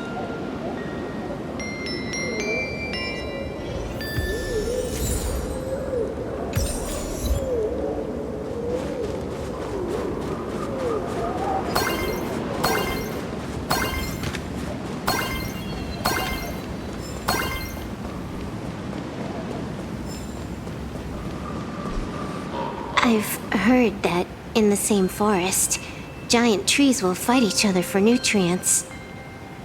How about this? We just feed Shuhu to that tree in the courtyard. It would save us a long trip. Say something. Didn't know you were a forestry expert. I'm not joking. I'm serious. If the Elwood absorbed another emanator of abundance, it would likely bring about an even greater catastrophe. Right now, there is no other option besides the Veracity Husk. If the abundance grows too strong, the Ambrosial Arbor loses control, and the Arcadia is doomed. If the abundance is too weak, the husk spirals out of control, and the Arcadia is doomed just the same. It's called an Arcadia, but the whole thing is built on a razor's edge. Does that mean the essence of the elation is just dark humor? You're afraid. I'm not. I respect your choice.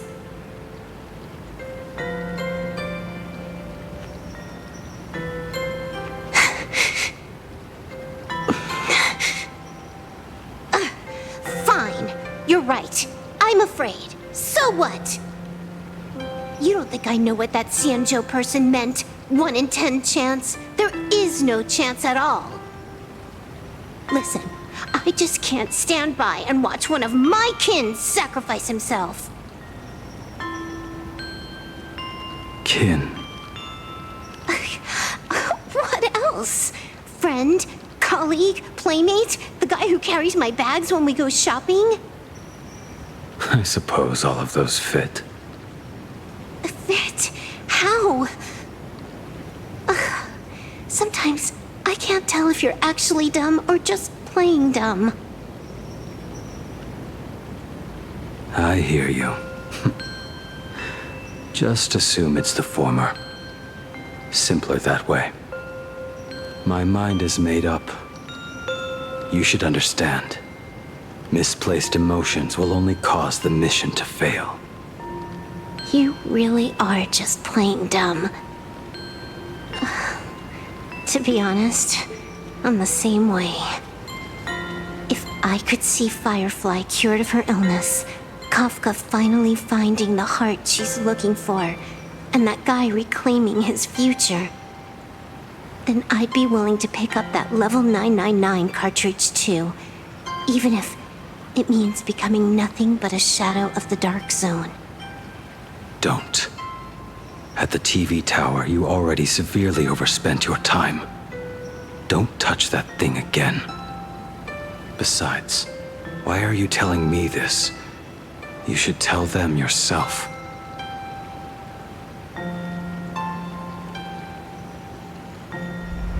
Because just like you, I'm a total, stuck-up softie.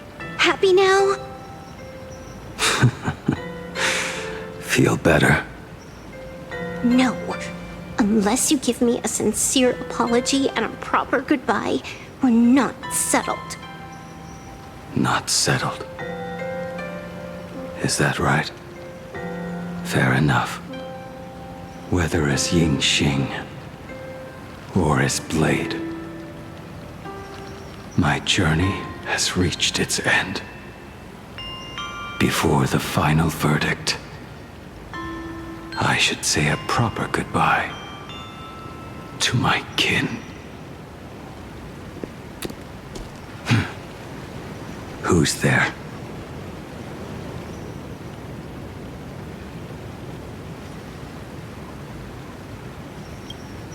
Next time, it'd be better if you didn't try to sneak up on us like that. I knew you would come. I met the legendary Graphia. She told me a way to enter the world in Canvas. If we simply chant her name and release a Wispe into the river, she'll come to ferry us. A legend from 1,000 years ago. And she's actually still alive? It really makes sense. After all, you two are practically the same age. Knowing that gives me a bit more hope that you can actually make it back. Then let's begin.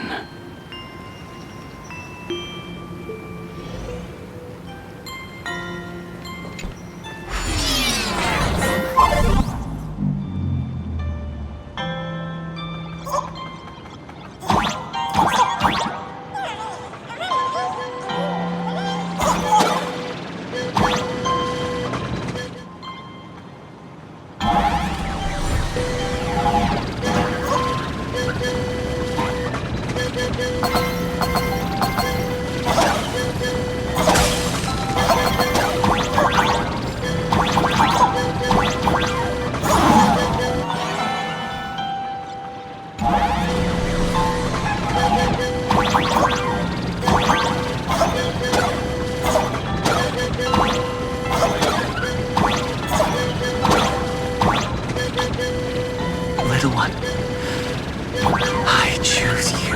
Everyone, let's go find Graphia!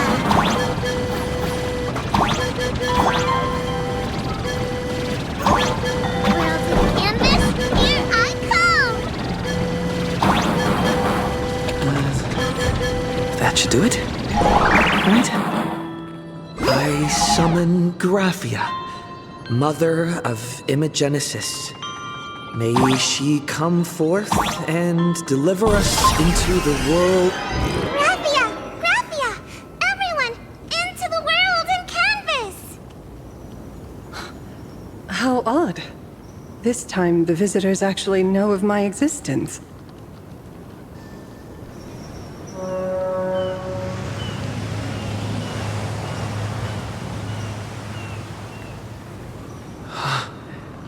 Strange. Why is the boat coming from downstream?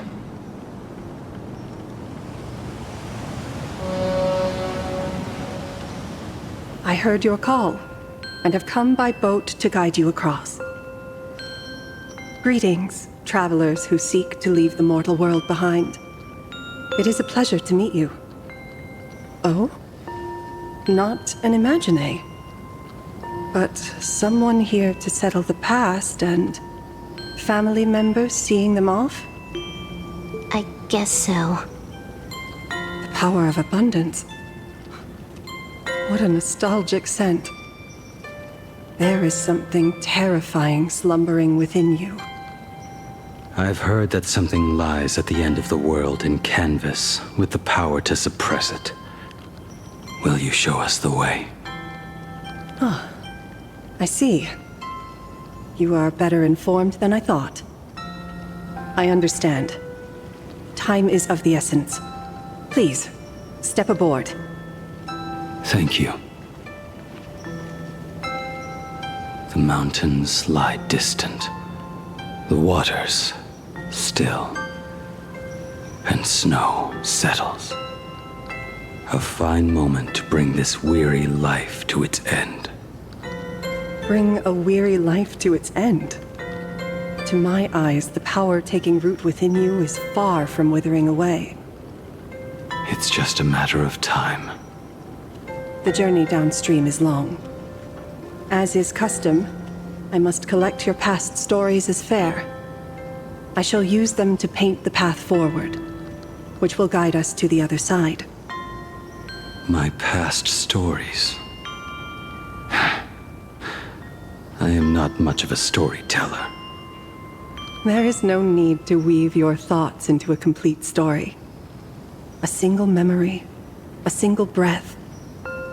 These too are parts of your past. Only by letting go of the past can you truly set forth with an open heart. Is that not so? Go ahead. Say something. I'm curious too.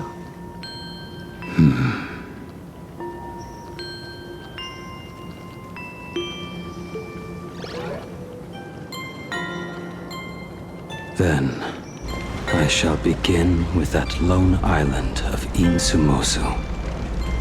It was a desolate wasteland, untouched and forgotten. Desolate, cold, the perfect place to lay the dead to rest. I planted rusted, broken blades in the wasteland as a mark of my departure. Little did I know that even after joining the Stellaron Hunters, I would find myself returning there time and again, bringing along a few new swords with me. Their owners, some of them sought my life, only to fall by my hand. Others simply wished to see me one last time, as their own lives flickered out. I was once a craftsman, and those swords, they were all my own creations. I raised those wordless monuments for my old friends, one by one, until they became a forest of broken blades. And what about me and my sword? When will it finally join them in that forest?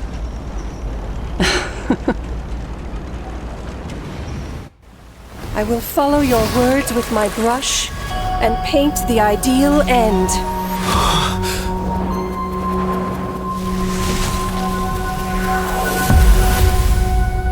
Sword barrier. We've reached the shore you've been seeking. What is this place? This is the world in canvas. A mirror to your soul, blooming as your heart dictates. May this meadow be everything you wished for. Superb artistry. And yet, I thought you would paint the desolation within me instead. Desolation? I saw no desolation in your story. Instead, I found the lingering regrets of a master craftsman. The fire that tempers black steel and shapes 100 blades does not burn upon the forge or anvil. burns within your heart. That spark within you has yet to fade. It is why this plane has chosen to bloom into flowers. We've got no clue what you two are on about with all this cryptic talk. But you smiled just now, didn't you? No, I didn't. We should go.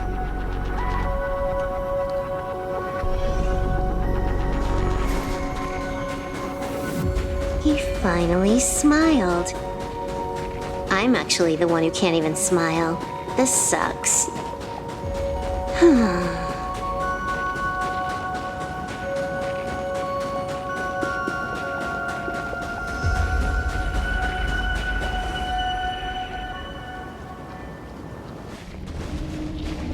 We have reached the end.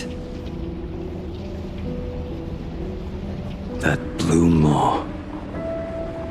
So, this is it.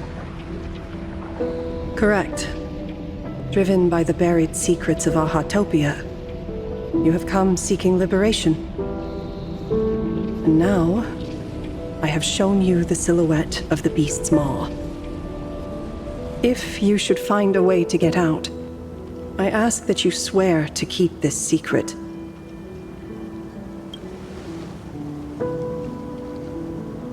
I will keep the secret. That blue maw, can it truly consume the abundance? Only a beast of insatiable hunger can end a plague of eternal growth. I have stood watch in this realm for a millennium, beholding the eternal conflict where the veracity and the abundance remain locked in strife. Oh, undying soul, the fate that awaits within those depths lies far beyond the reach of our conjecture. Perhaps you will vanish into nothingness in a mere heartbeat. Or perhaps you will endure a millennium of gnawing, constantly regenerating only to suffer once more, with liberation remaining an elusive dream. Beneath that calm of yours, I can feel an old friend lingering. Agony. This is the price I must bear for becoming one with the canvas. You're telling me if he leaps, he has to stay down there and be torn apart for ages? I'm not okay with this. Yao Guang never said anything about this when we went over the plan. I have lived for nearly a millennium. I stopped wishing for a swift end a long time ago. If the Leviathan does not consume me utterly, then I am still alive. And until that moment comes, I will pin Shuhu to the anvil and swing my hammer once, twice, and again, and again.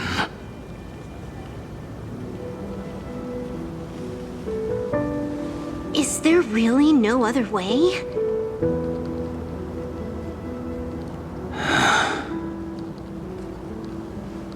Silverwolf, I was never one for sentiment.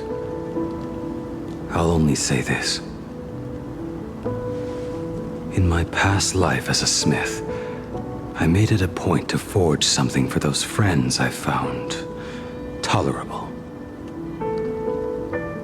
But ever since I joined the Stellaron Hunters... Oh right, I get it. You want me to go back and take apart that box Kafka uses as a footrest, right? You already took it apart? A long time ago. Quite a few treasures in there. A master-crafted blade, a game controller, and a portable reactor. That's the armor core, reforged from the remains of the Glamoth Queen. and a cat scratching post. When did you find out about these items? You? You mean we. We all found out. Think you hid it that well? Please, give me a break. We're a pro team, you know.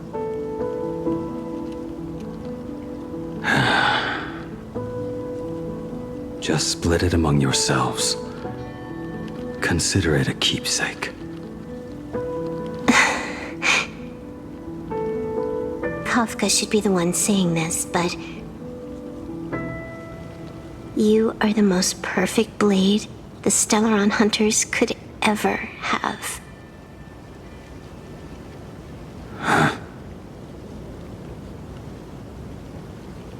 Just a broken blade. That is all.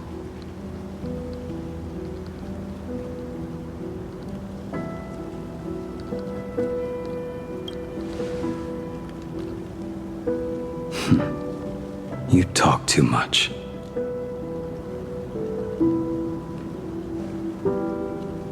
Before you go, you have something to say to him too, right? To me? Don't take offense. It's just a few words. Before joining the Stellaron Hunters, I once lost myself. Unable to see the future, yet unable to reclaim the past. Just like you when you were first reborn. Whether we chose this path, or were forced onto it. Leave no room for regret. And never deny the path you've traveled.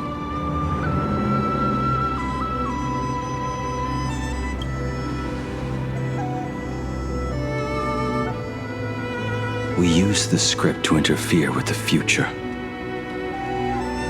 But some things, once spoken aloud before their time arrives, will never come to pass. So, I must head into this unscripted path alone, to witness that final, solitary truth for myself.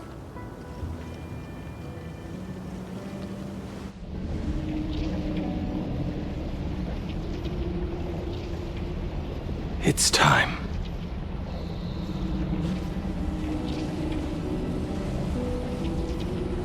Do you still remember that passphrase?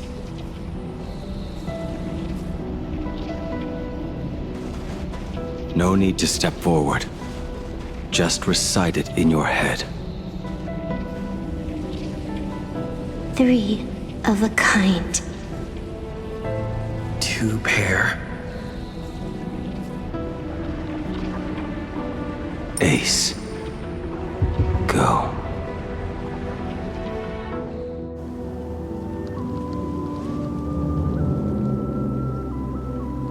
Farewell.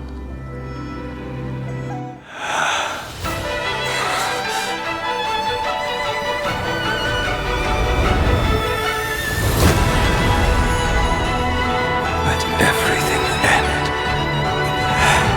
or truly begin.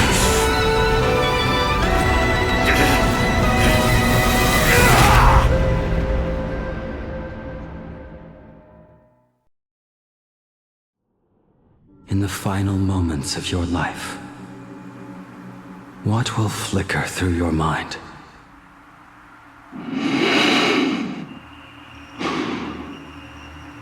The devouring. Has it begun? How much time has passed?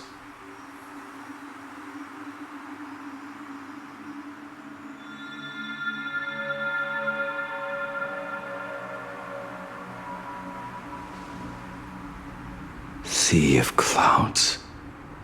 Ambrosial arbor.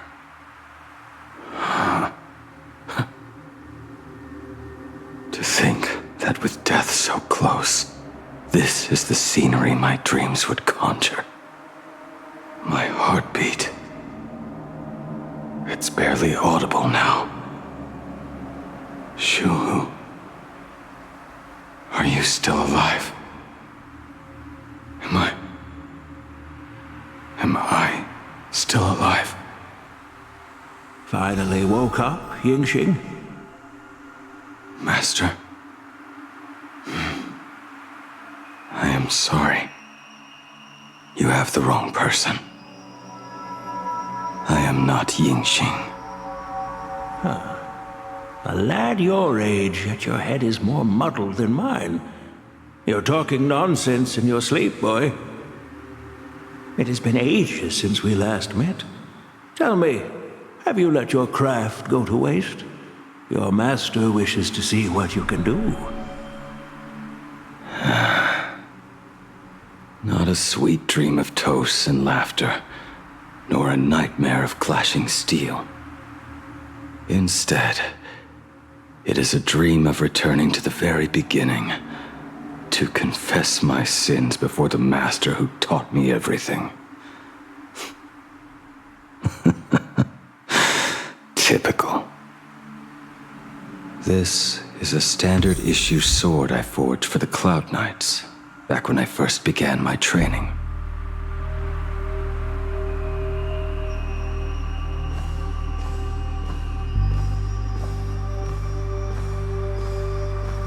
Bai Hung, and that bow I forged for her.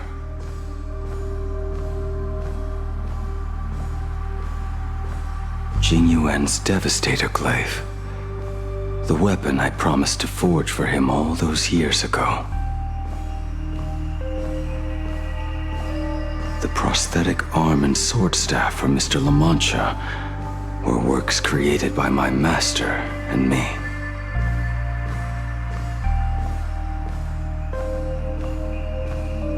This is not my work.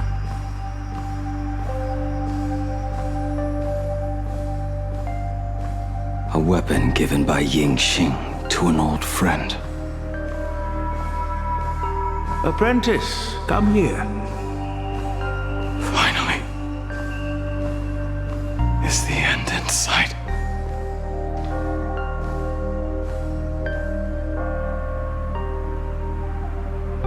I am here, Master.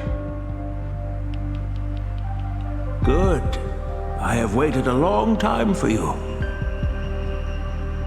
You have seen every blade I have forged in this life. Fine work. Somewhat flawed, perhaps, but their edge is undeniable. The marks of a true master. Gazing upon the weapons I forged in days past, I can only feel a surge of endless regret. The hammer falls and cannot be undone, yet I have spent my life taking one wrong step after another. I betrayed my friends and broke my oaths. Even with these divine blades, I failed to protect those I held dear. My hands are stained with blood. I loathe the reflection it casts back from my blade. But what weighs heaviest on my soul is the debt I owe you, Master. In this life, I fear I will never have the chance to repay it.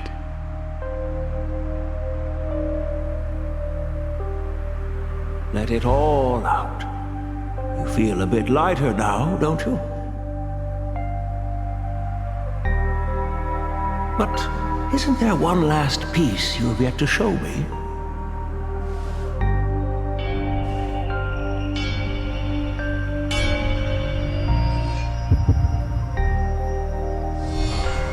It is yet to be named, has it not? That is a mere scrap from the forging of Shard's sword. I hid it away, fearing it would bring shame upon our school. Master, how did you... Can a mere boy keep secrets from his master? I entrusted General Yao Guang to bring it to you. Since the day you left, I have kept this blade hung in the hall, gazing upon it daily. That raw, youthful spirit within it, it burns to the touch. It is the same light that shone in your eyes the day you bowed to me. It is the keen edge of a craftsman. I am but rusted scrap now. My light has long since faded. This is where I belong. Buried.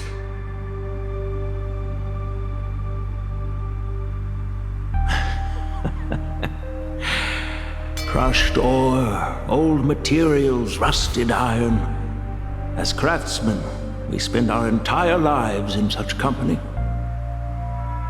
Waste not the bounty of the world, but perfect it through craft. To take what is useless, to take every failed scrap and forge it anew. Isn't that our very mission as craftsmen? Even for a life that has reached its end. A life built on nothing but mistakes. As it is with the work of a craftsman, so it must be with the life of a craftsman. Do you still remember the question I once asked you? What defines a blade?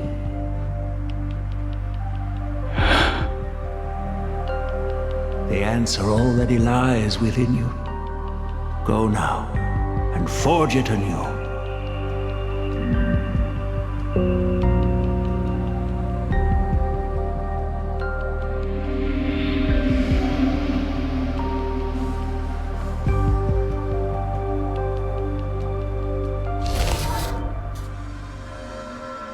Forge it anew. Interesting. Now I wish more than anything that I could just live a bit longer.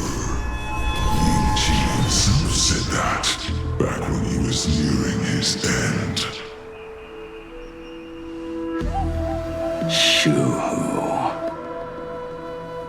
You fought me all this time and leapt into the Leviathan's maw. Nothing more than a bid to drag me down with you. A pity, truly. For so long as a single soul in this vast world prays for abundance, I shall return to bestow my grace. And now, I have come in answer to your prayer. Within the Leviathan's maw, I shall grant you 1,000 years of agony, as your flesh will be remade, only to be devoured again and again. You shall find no release. Is this not exactly what you call forge it anew? Poor child. You and the Xianzhou citizens are always so short-sighted. Trapped in this waking dream called life, you cling to what is gone and tremble at the thought of being forgotten. Yet when I come to carve through your flesh and awaken your minds, you spurn my beautiful gift. You were once a master craftsman. You should know best about the beauty of shaping. I can grant you the power of reshaping life and death. Bringing those you loved and lost back to life. Let your friends return to this world again and again, giving you the chance to right every single wrong. Righting wrongs. You mean by carving out more walking husks like me? Things that crave an end they can never reach. That is but a fleeting pang, Unnecessary tempering on the path to eternity. If you persist in spurning this gift, this maw shall become your prison for all time. Your body will churn for millennia, caught between being digested and reborn. Every inch of your flesh will remember the agony of being ground to pulp, until your very will dissolves into nothing, leaving only a hollow husk that can cry out my name. Are you done talking?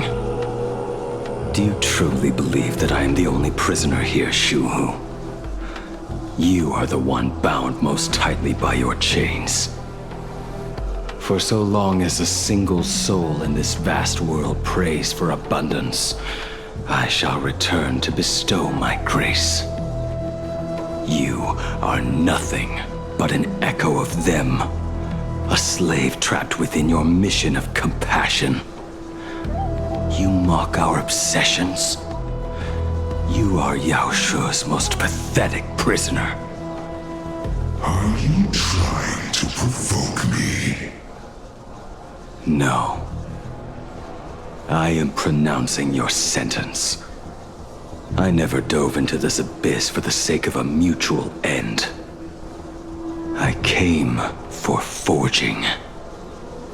As long as you cling to life, you must keep reshaping this body to fight back the gnawing from the veracity. And that struggle is exactly what I want. Let the maw of this eon husk be the furnace. Let our undying flesh be the iron. And let death, 1,000 times over, be the hammer. Right here, I shall forge and recast you again and again. Not to destroy you, but to create a cage that can hold you prisoner for all eternity. And the thorns of this cage shall forever be aimed at that savior who branded you with your mission. Yao Shu, are you ready to turn your vengeance against your god?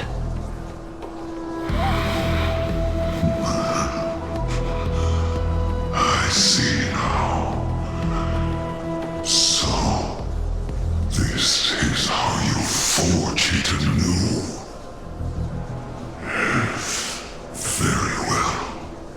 Let us see how this duel between the condemned unfolds. This forging within the furnace. In the end, which of us shall forge the other into a blade?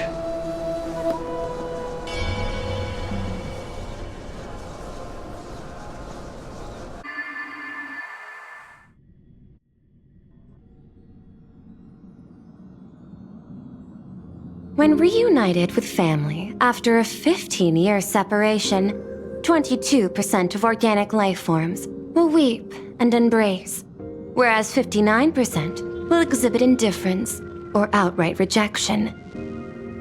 Yet, choosing to conduct a covert investigation instead is entirely unheard of. You harbor suspicions regarding Mr. Ryusuke. Why is that, Miss Himiko? Before Star Rail Fest began, I stopped by his office to look for the family's records on the Phantom Moon games. Out of concern, or perhaps curiosity, I leafed through his portfolio. The artwork was magnificent, with each piece serving as a microcosm of a different planet. That was when it suddenly dawned on me. 5 of the worlds he captured in these paintings are now gone. Lost to the fires of war waged by the Antimatter Legion. Just as you suspected, Mr. Ryusuke's travels have been highly suspicious.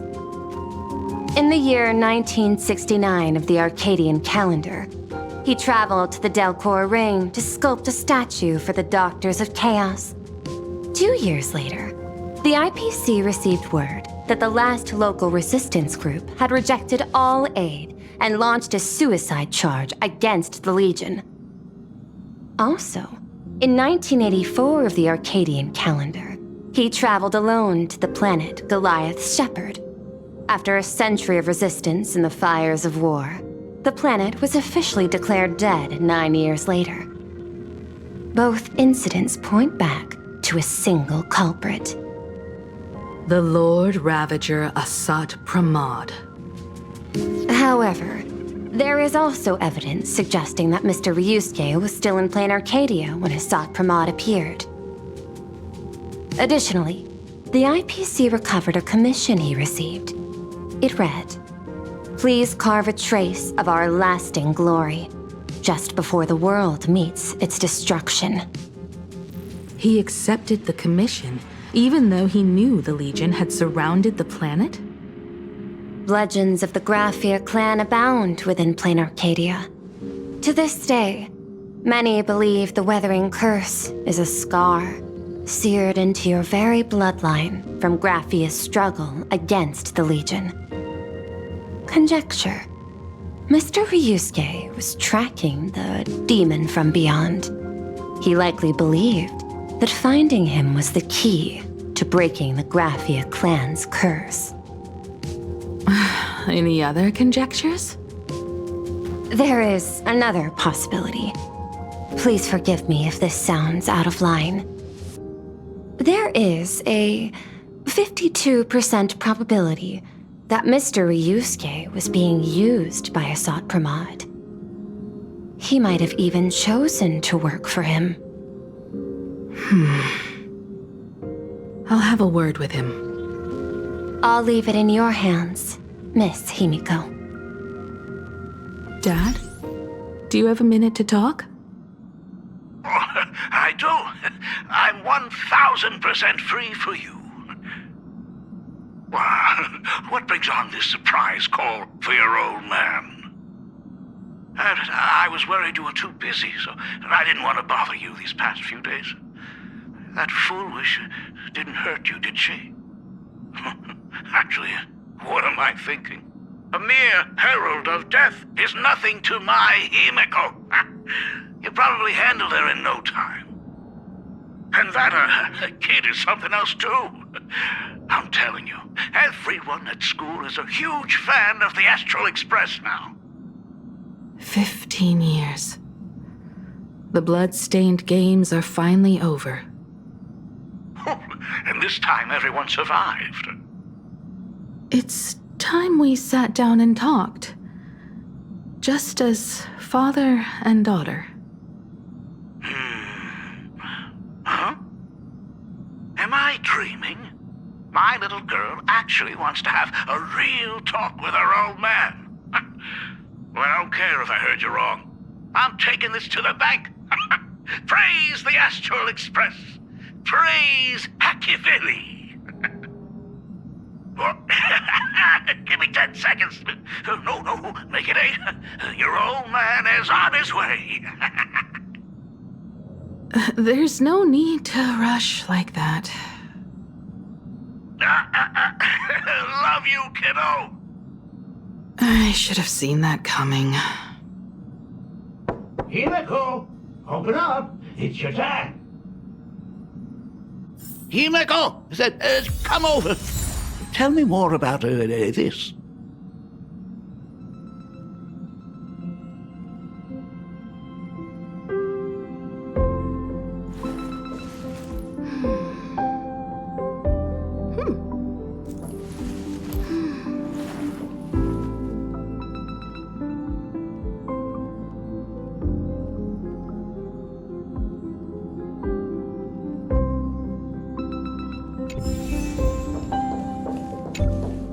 I originally planned for us to meet at the school, but since you're already here, let me show you around the Express. Oh, I would love that. I was in such a rush last time. I really want to get a good look at the place where you spent the last 15 years. Who could have imagined it? The thing that connects this nearly infinite universe is not some distant godlike sheephead, but a single express. I have met many artists who dreamed of boarding the Express just to get a closer look at the legacy of trailblazing. So I am curious, how will the great artist Ryusuke evaluate it? Me? Well, I'll give it my all. I was only joking. There's no need to be so serious. There's actually so much interesting stuff on this express.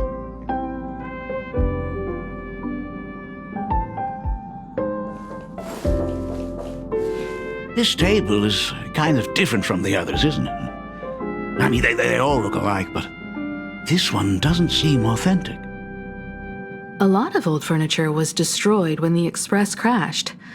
Pom-Pom and I spent quite some time picking the right replacements. Ah, out with the old, in with the new, huh? Well, the Express has been running for years, so it's only natural to have to patch things up every now and then. You must have had a hard time keeping it running. It's not that hard. I'm used to it.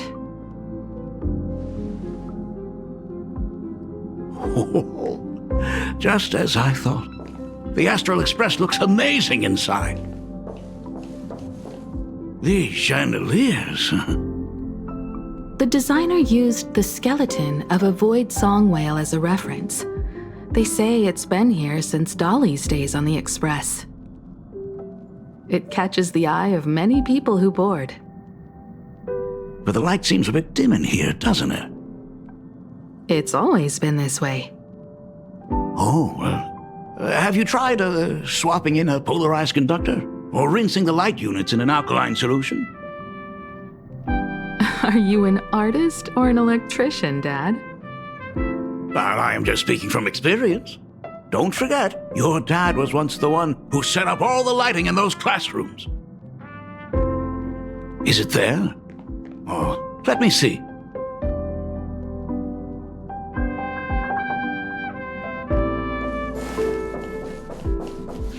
It's bigger on the inside.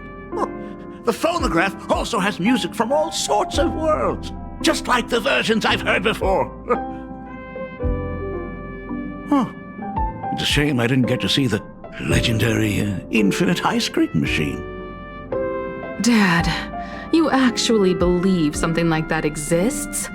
I thought only kids would fall for it. A long, long time ago, such a thing did exist on the Express.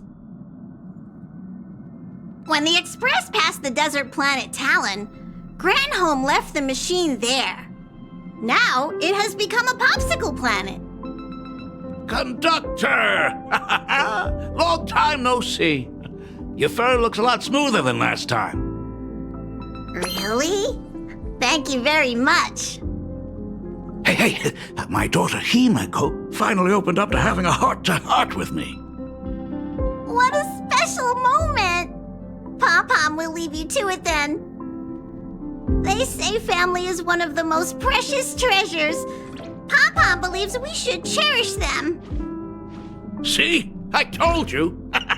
This time, Dad wins. Oh, Himeko, you may be a fully capable navigator now, but sometimes experience still beats youth.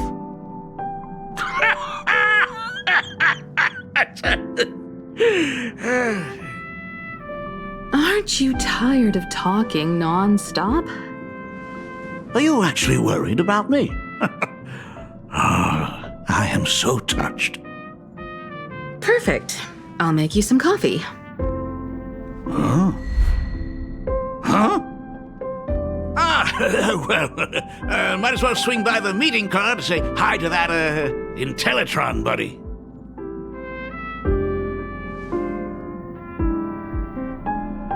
Pom-Pom finds Himeko's father very easygoing. Himeko, come on. Let's walk together.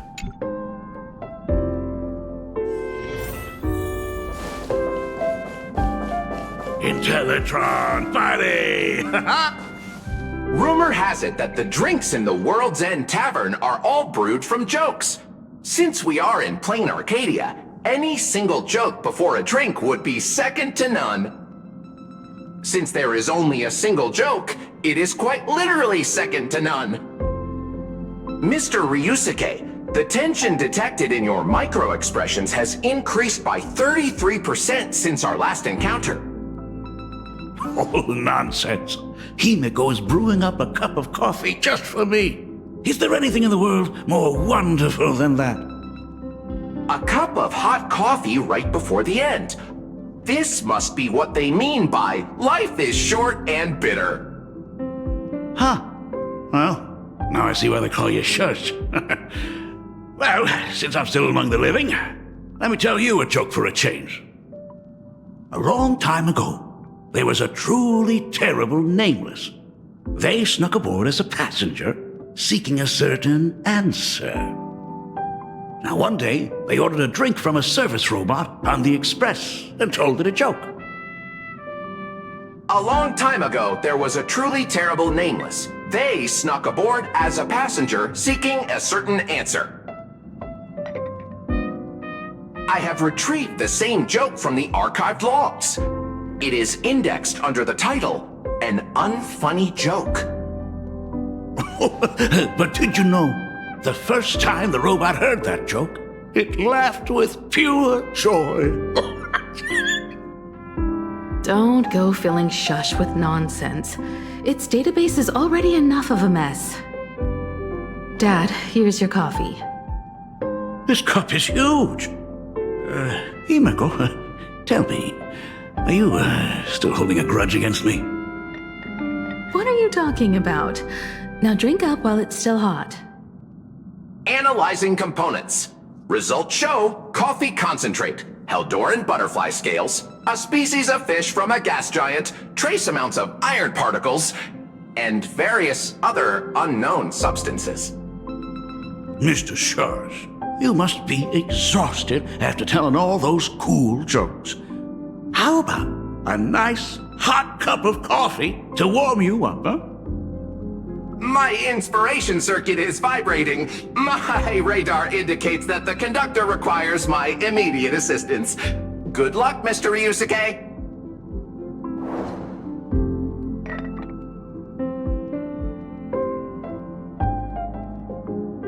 Oh, Himeko, if I do not make it out of here, please deliver my resignation to Miss Starley. Tell her I will not be coming in tomorrow, which is really no different from any other day.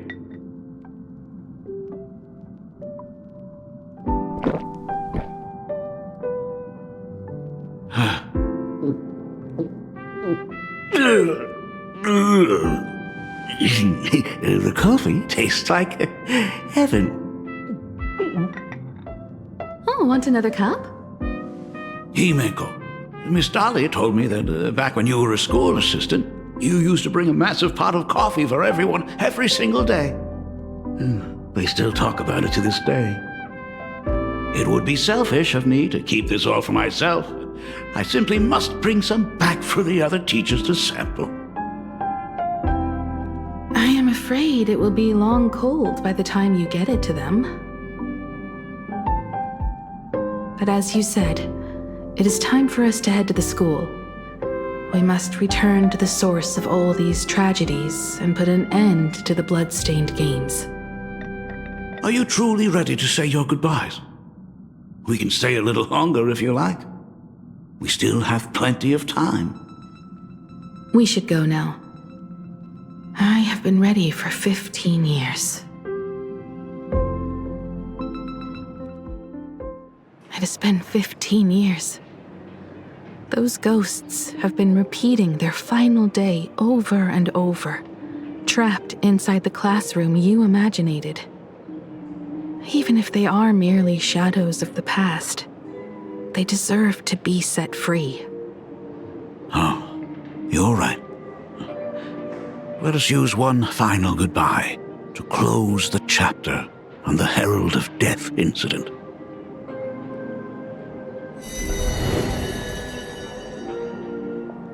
Senior, you were back! We're all waiting for you. Sorry I'm late, everyone. It's okay. Thank you so much for coming. Himiko, we don't have enough time for the lobby. Could you please use your amazing Imagenesis skills to decorate the stage for us? I am begging you. Mia, stop bothering Himiko all the time. If you and the others hadn't slacked off on the rooftop, we wouldn't be in this mess right now. But the school anniversary is tomorrow. If I do not get this done, Ms. Dolly is going to skin me alive. You should start by tidying up those ribbons. Once we are finished with the classroom, we will all come and give you a hand.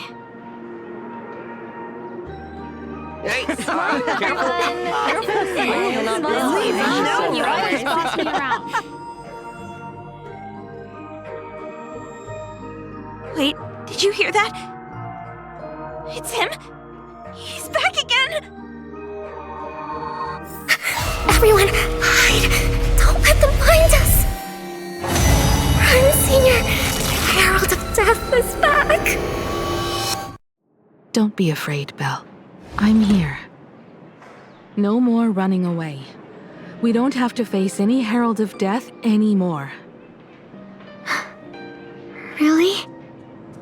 When have I ever led you astray? Look, even the Dean has arrived. Let us run through the anniversary program one last time. Right now? But we still have so much left to do. The decorations are nowhere near finished. Oh, it is all right. We have plenty of time. This sunset will linger for a very long while. Just long enough for us to finish our celebration. I hereby declare that the Graphia Academy anniversary and the graduation ceremony of 1984 has officially begun. Since the other grades are not with us today, we shall keep the proceedings simple. According to our school motto, every student must truly understand their purpose before they depart from these grounds. Students, have you all discovered who you wish to become? Why so serious? It's only a rehearsal.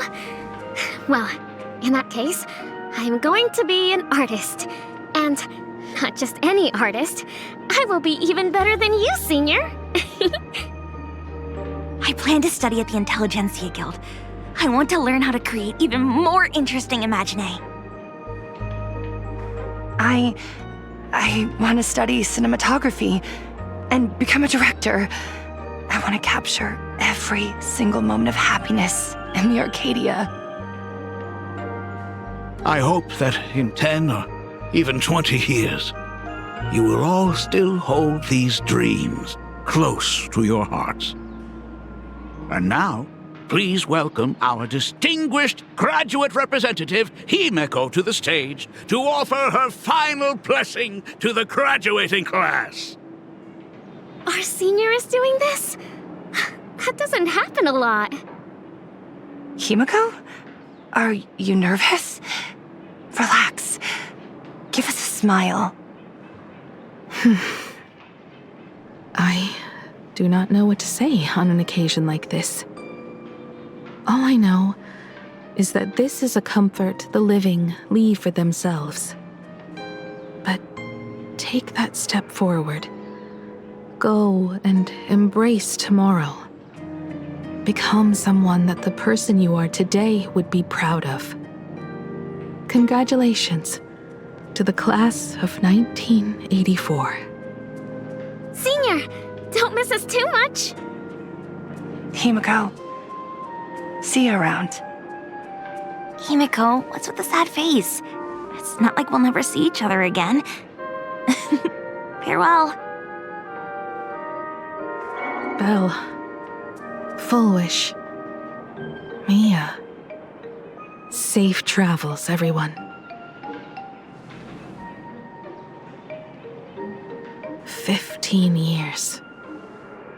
The blood-stained games that altered the course of so many lives have finally come to an end. If only I had not lost myself in my own grief. If only I had looked after that child properly.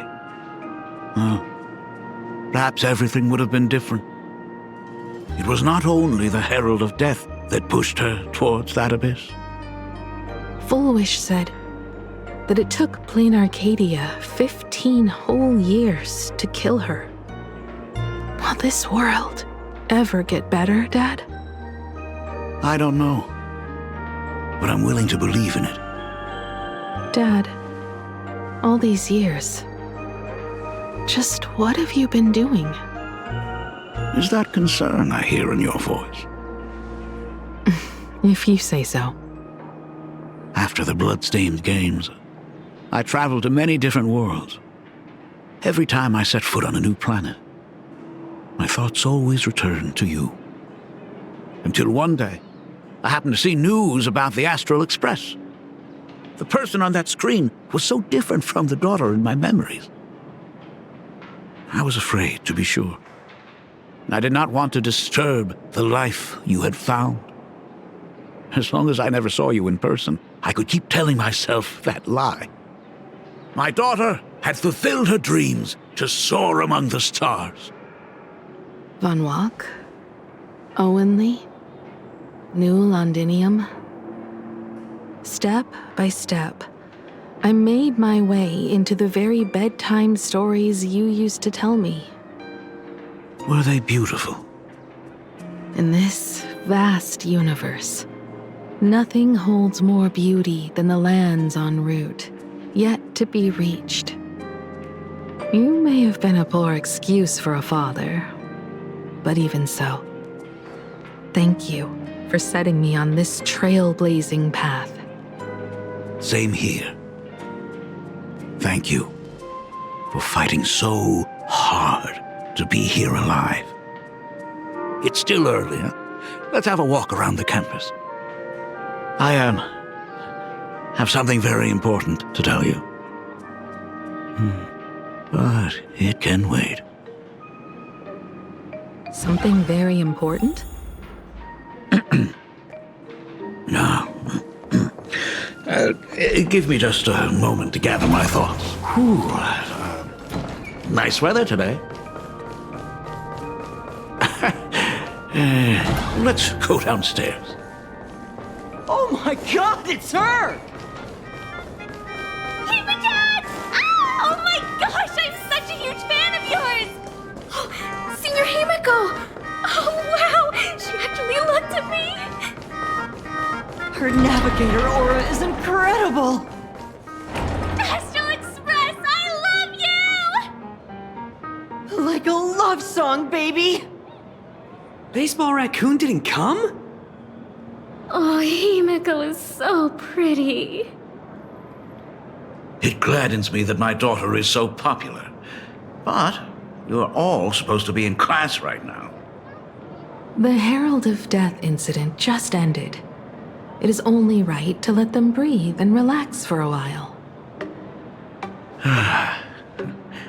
To think that it all happened only yesterday. Young people really do have a way of returning to their carefree selves so quickly. I suppose it is because they believe the Astral Express will always be there to save them.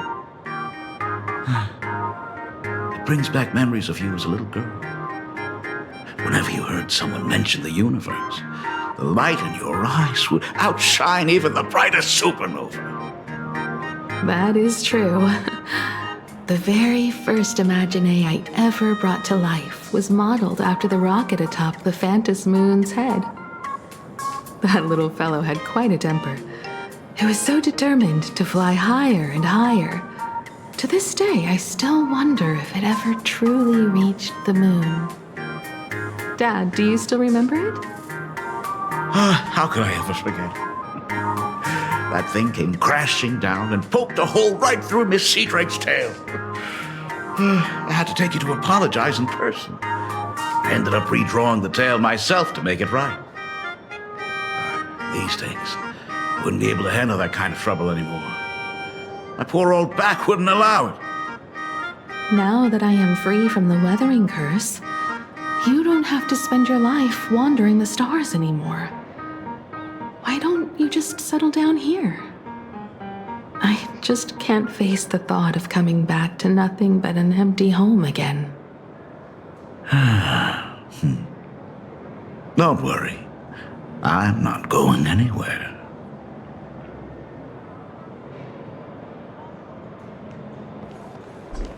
Himeko, slow down a bit. Your old man's arthritis is acting up again.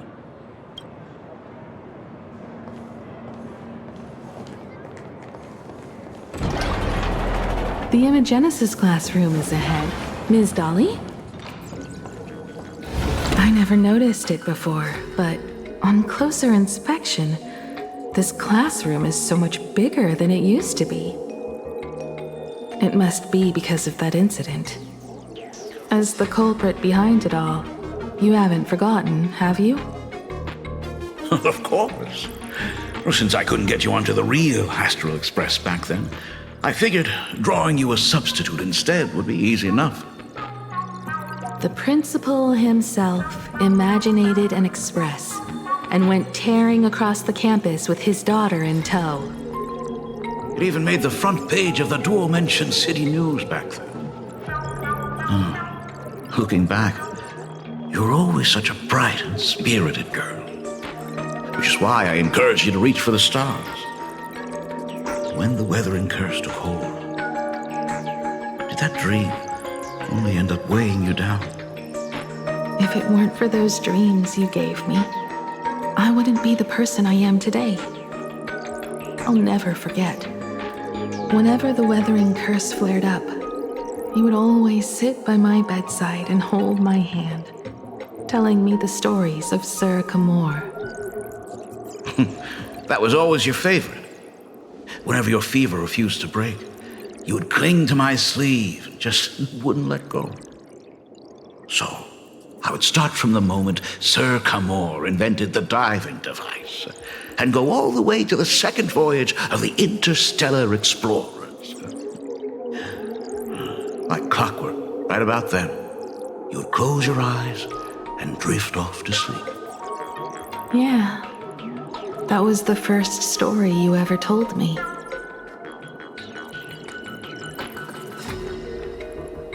And the very story that helped me make up my mind. Even if I could never leave this place, if fixing the express meant sending just one soul to the stars, that would be enough for me. Yet before I knew it, I'd already traveled far beyond anything I ever imagined as a child. I think I understand how you felt back then. Perhaps one day, I'll set down my duties as the navigator and come back to this place too. What about the Astral Express? A crew of the most incredible nameless will keep the express sailing on. Like a teacher watching their student, or a father his daughter. I understand that feeling. Then your dad will always be here at home waiting for you. So, what is this important thing you need to tell me about? Yeah. That important thing. Dad, are you hiding something from me? I knew I couldn't hide it for long, Himeko. I am sick. What? This isn't the right place for this discussion. Let's go to my office.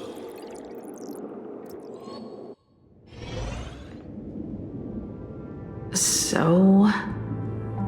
It's the weathering curse. I know what you're about to ask. I do not share the Graphia lineage, which is why I believed I could find the demon from beyond and save you and your mother. But in the end, Ryusuke was just a useless man who couldn't save his wife or daughter, or even himself. Tell me, what happened in the past 15 years? You've seen my portfolio, haven't you? Those worlds are just like plain Arcadia. Every single one of them has fallen victim to the demon from beyond. In those places, luck is a very real thing, and the demon from beyond can manipulate misfortune. What does that even mean? In ways beyond comprehension, you feel misfortune crashing down like a tidal wave. Solar storms, diamond rain, system failures, one disaster after another. But if you make it out alive, bizarre strokes of luck come swarming back to you. And so the cycle repeats, washing over the world, tearing it apart. It sounds more insane than the Phantasmoon games. The universe is sheer madness, beyond all reason. I survived over and over, yet my body has become as fragmented as Graphia once was. Is this his way of torturing the rebels? I don't know. But by the time I realized it, there was no escape. Why didn't you tell me earlier? I could have reached out to the IPC's doctors. It's no use. I've been chasing after him my whole life. I know him better than you do. Himeko, remember when you first learned to paint? I told you then why we must paint the beauty that we see. Because the ugly, the despicable, and the cowardly, they endure forever through evasion, like beasts driven by survival. Beauty remains ever fleeting, just as heroes find their end in sacrifice, and stars dissolve after they shine. Humans have surpassed their animal nature. We face our pain and our end to win a dignity that the vast universe cannot ignore. So we must capture what is noble and bright to show that such things truly lived. As for the barbaric and the low, they will endure regardless, needing no witness to their existence. But Himeko, you are no longer the one who paints. You have become the very splendor that I strive to capture. Fate works in mysterious ways. I'm so glad to see you once more in my final moments, watching you fulfill your childhood dream. You are standing before me as the navigator of the Astral Express. I should have come back earlier. I'm so sorry. No. I am the one who came back too late. I've thought about it 1,000 times. On that final night of the Bloodstained Games, if only someone had been there to sit by your side. After everything, does this tardy father still even deserve to hear what his daughter wants to say? If you're willing. Thank you, Akiveli. Thank you, Himeko. All of this happened after you went away. You were jumping from one job to the next, and for 4 long years, I had heard nothing from you. During those 4 years, I found the stranded express deep in the canvas world and kept trying to repair it. Watching the Phantasmoon grow fuller, I remembered the mask that had been handed down through our family for generations. If I could claim victory in the Phantasmoon games, then perhaps by harnessing the divine authority of elation, it might just be possible to set the Express in motion once more. But the Herald of Death was a complete madman, and he smashed every dream to pieces.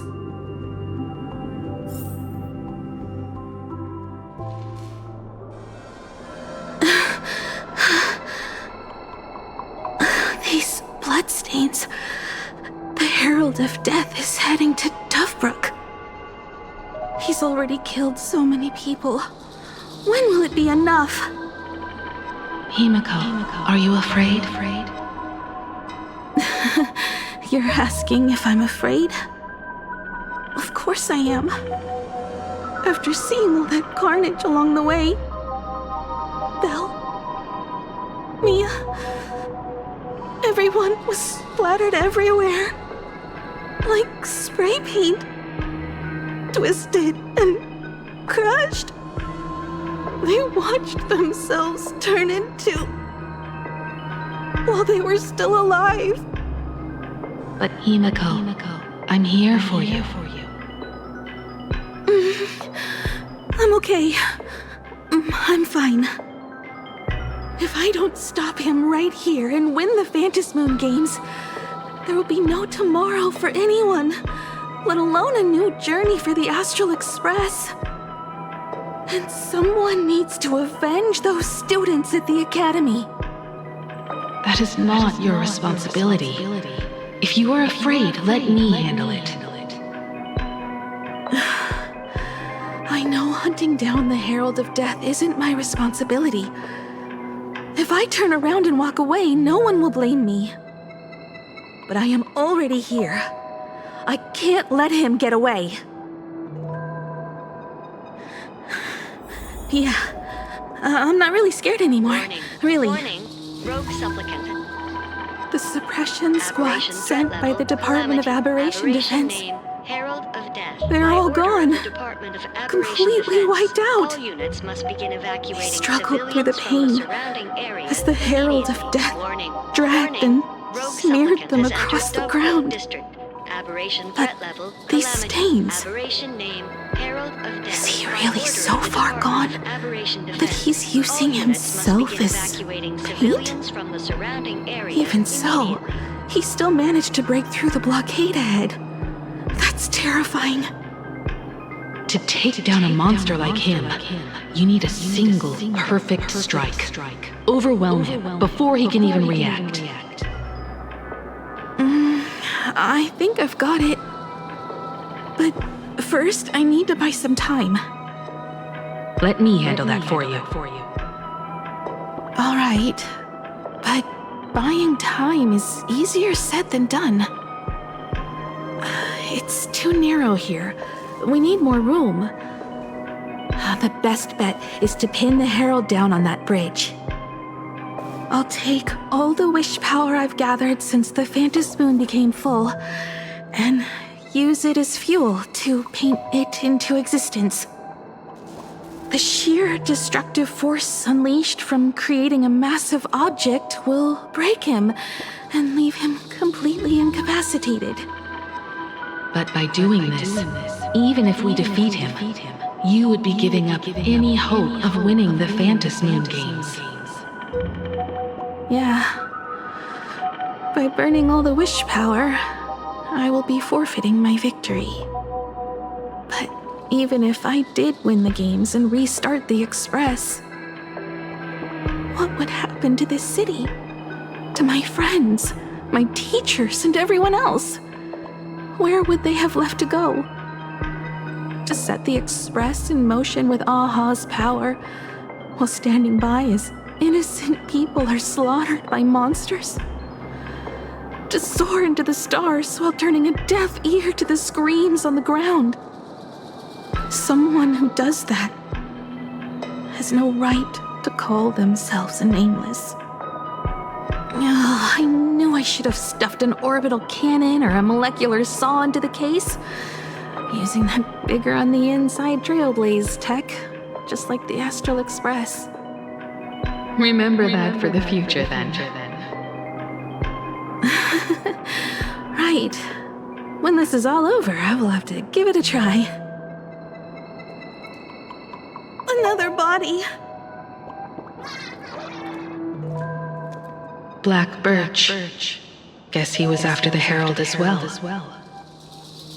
Black Birch, the masked fool? The one who turned Gotham City upside down not long ago? Only 2 supplicants are left in the games now. In other words, we are the last hope for victory over him. Just like those legends I grew up with. A hero confronting a monster to protect everyone. Now that responsibility falls to me. I will take him down. After that, I will repair the Express myself and see it fly over the horizon and break out of the atmosphere.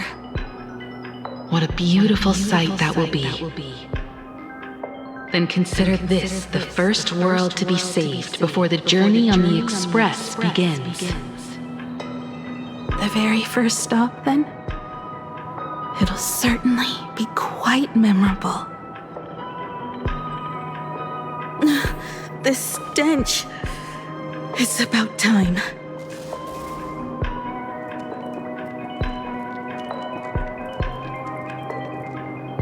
So exquisite! These flowers blooming in plain Arcadia! Ooh, I can hear them dancing at the tips of my nerves! What is that? You say this is not enough? Still not enough! I need more pigment!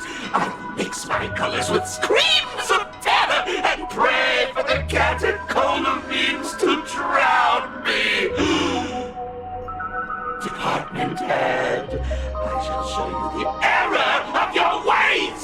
This flesh is the culmination of life! Its kin is right here! The giant tree running through our heartopia! I shall become her! We will be as one! No, I will surpass her! I will devour her and become the one and only existence! Another new shade, dazzling, shattered crimson! Are you perhaps the color I've been missing all along? Step into this masterpiece! Become one with me and lay the final cornerstone for the future of human evolution!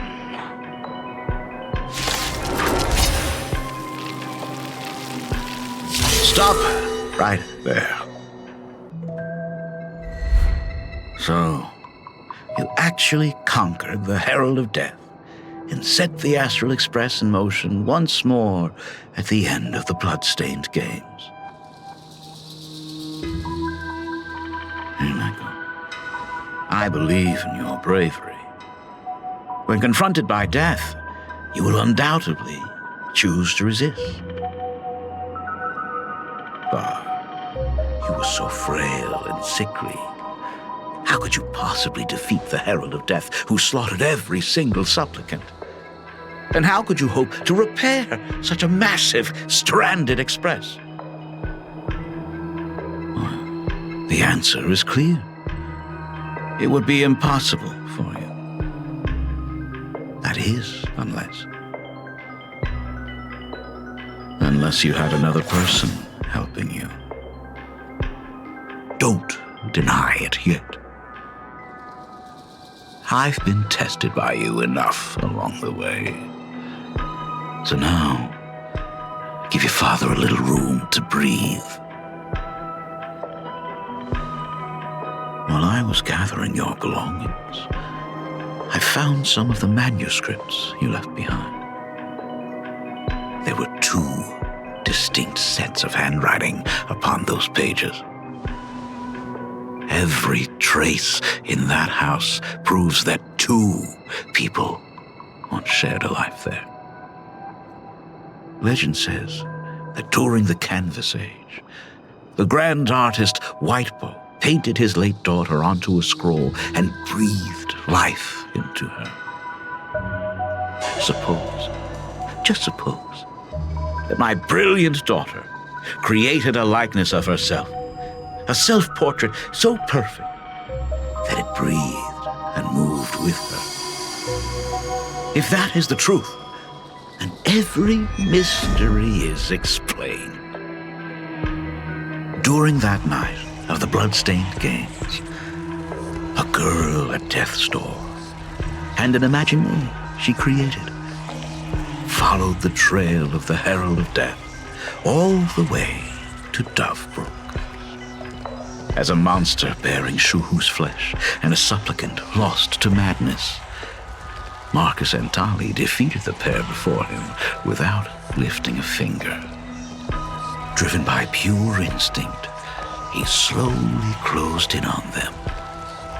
He intended to use their very lives as pigment to paint a new bloody bloom. Little did he know that he was walking straight into a trap of their design. The moment he drew near, a massive iron fist was imaginated from the sky above. It crashed down and crushed into dust. It was the night of July 22nd, 1984, of the Arcadian calendar. A colossal shockwave radiating from Dovebrook district shook the earth. As the dust settled, a strange urban legend found its way into every corner of the world. Over 10,000 sightings reported a giant arm descending from the sky that evening. In the hours that followed, the Department of Aberration Defense confirmed that the Herald of Death was completely incapacitated. The theories were endless. Was it a divine act by Yaha? Or a weapon built by the IPC? No one knew for sure. Yet the silhouette of that giant remained etched in every mind as a testament to heroism. It was just an arm. Yet beneath the brush of a girl who yearned for the stars, it became an extension of humanity's reach.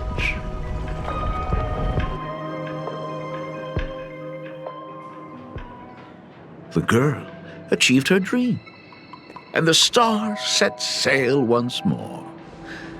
Truly a most romantic fairy tale. And now, unfortunately, I have to destroy this fairy tale myself. You don't believe me? I have no idea who you truly are. But that little girl who roamed for trailblazing, my frail and sickly daughter.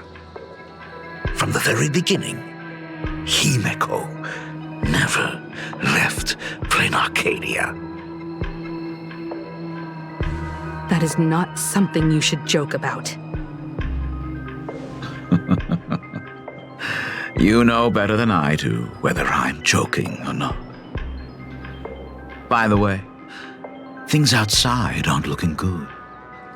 The Arcadia is drowning in problems. Is it really wise to stay here instead of helping the younger crew members? Those kids are all grown up now. They can handle their mission. And as for myself, I am staying right here to deal with the biggest problem of all.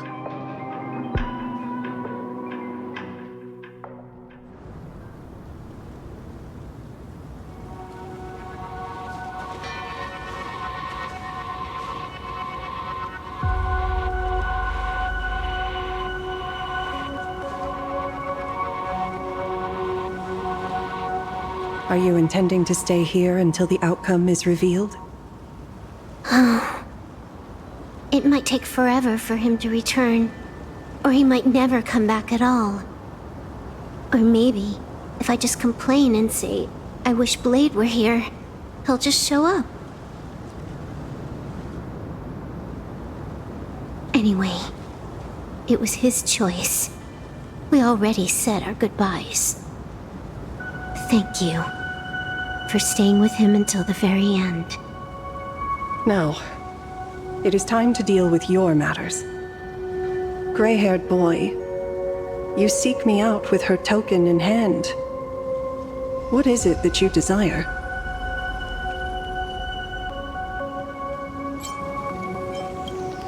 Already told me? Our first meeting was just before we took the boat here. I only answered the call of wish power because of that mask. The one painted by Evanesia. Without it, I would not be here. So, who is this me you speak of? Me, of course. Not you again. A meanie will always be a meanie.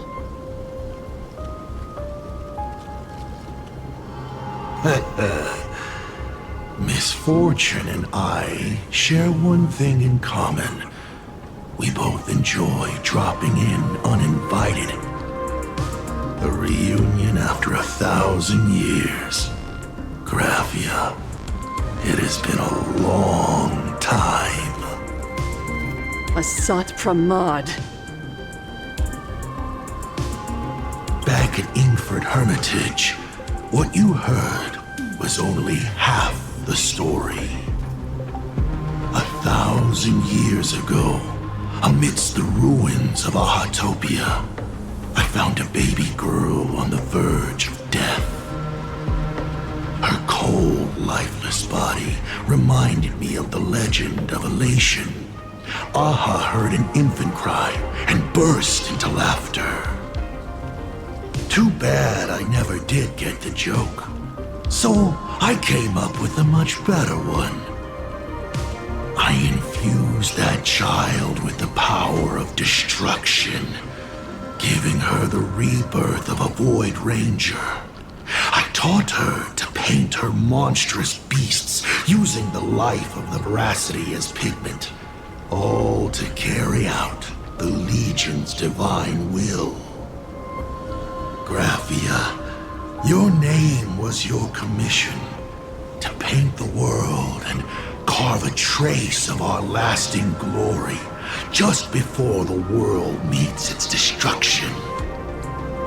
You were doing so well, right up until you saw that express crash. It gave you ideas, Graphia. Unrealistic, foolish ideas. Since that day, I have had nothing to do with you or your destruction. Your failure began the moment you tried to destroy the Express. All you did was turn the spirit of the Nameless into a rallying cry for rebellion. I took the power you forced upon me and used it to save the innocent. You commanded me to record the end of worlds, but instead, I created a sanctuary. So, you think putting on a human mask makes you one of the trailblazers? How amusing. Look at yourselves. That weathering curse is still eating away at you and your kin. It is the inescapable price for being a child of destruction who dares to betray her fate. World and canvas, a total disaster. Yet you still try to dress it up as a victory. Do you know why I haven't spared Ahatopia a single glance for an entire millennium? Because you bore me. But now, things have changed. Someone far more interesting than you has returned. And unlike you, she is the real deal. A genuine Nameless. That is why I have returned. Simply to tell you all this. Himiko? I've had my fill of this drama. Now, I'm dying to see how your face handles my fist. For 1,000 years, I have painted them over and over again. Every innocent life you extinguished during the Sind Earth Age. Tell me, Asat Pramad, are you prepared to face their fury? I have more important things to do than linger here. But this little parting gift of yours? Why not let them have a taste instead? Come. Demonstrate your defiance.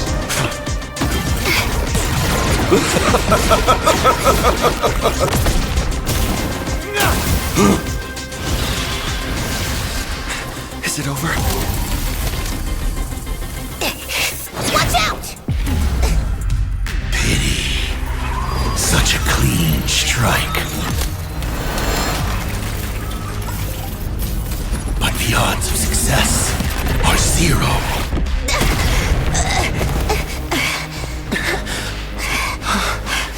The restraint check failed? A 1 in 10,000 chance. The moment I cast the dice, the outcome is fixed. Remove the mask, protagonist. It doesn't suit you. As for you, your end is decided. Farewell. Sorry. I have failed. Minions of destruction! I will drive you all from this world! We must force her back to her senses.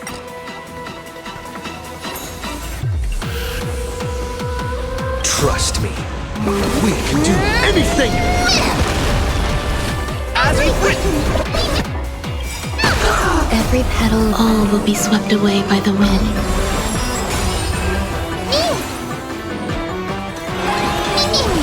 Life is not so fragile. Root here.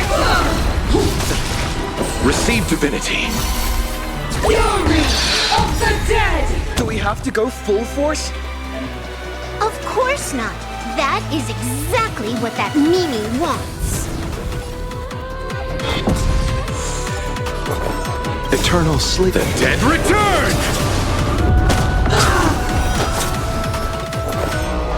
Existence is unity. Devour offspring! Fight for me!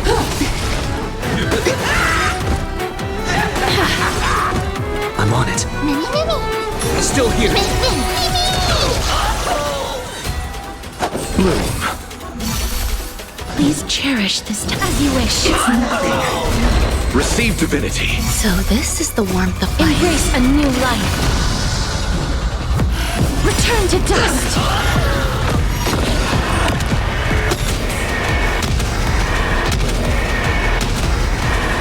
May death protect us.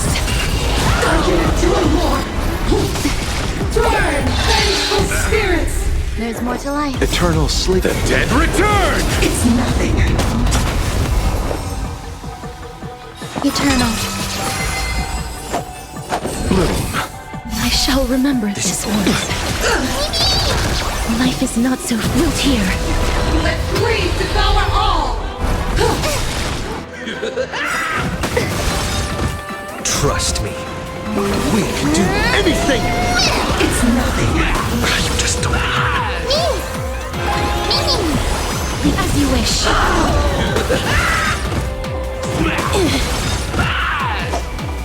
Receive divinity. As written! So this is the warmth of life. Embrace a new life. Darkness with me.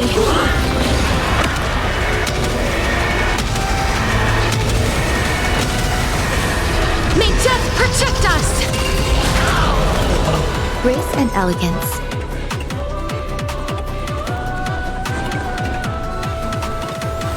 Existence is unity. Every petal in life's garden, all will be swept away by the wind. You chose the wrong enemy.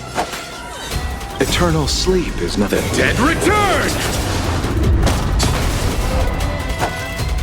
Receive divinity. I shall remember this warmth. Fury of the dead! I'm on it. Mimi!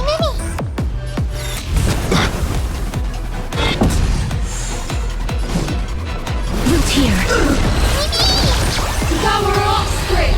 Fight for me! Nothing major. I'll see you off. Bloom. Breaks over. Embrace a new life. Please cherish. Return to dust. Receive divinity. So this is the warmth of life. Eternal sleep is not the dead return!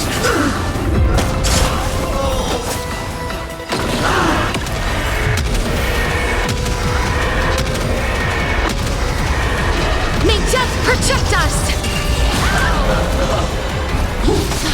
Turn, vengeful spirits! Trust me. We can do anything! I can't do more! Bloom. I shall remember this warmth. As you wish.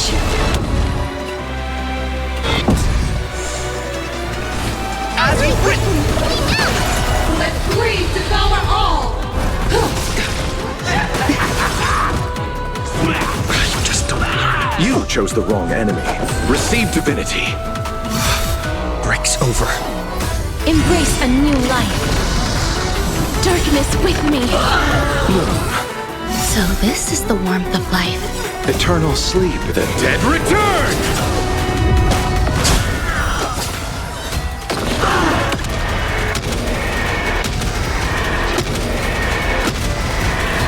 May death protect us! Absolutely cannot let you touch this place! Depart once more!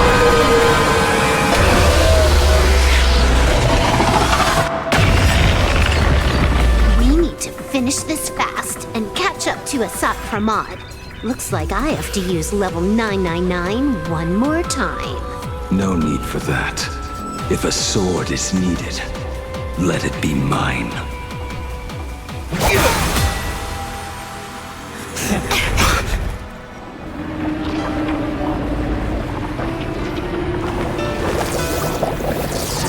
Have you thought it through?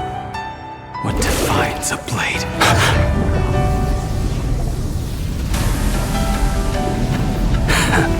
The sharpness that endures after all has worn away.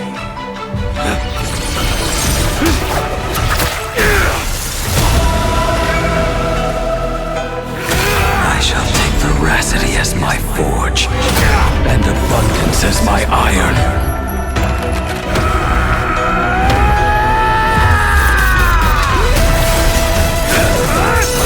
Die a thousand deaths. Tempered into a blade!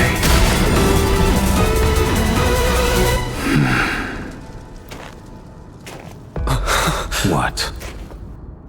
Not even a welcome back? You will serve as the tempering fire! No way! Blade! You answered my prayers! 1 in 10 chance of survival. I choose to survive. Please cherish this time.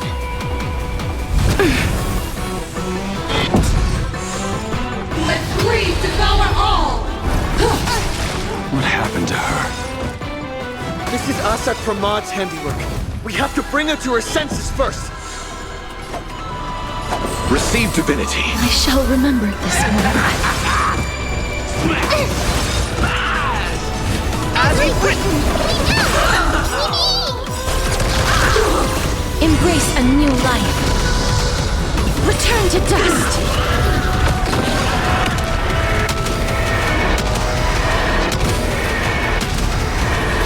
May death protect us! Hate the pain! You will serve as the tempering fire! I'll see you off.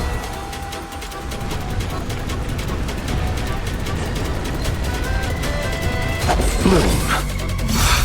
Breaks over. There's more to life. Devour offspring! Fight for me! Eternal sleep is the dead return!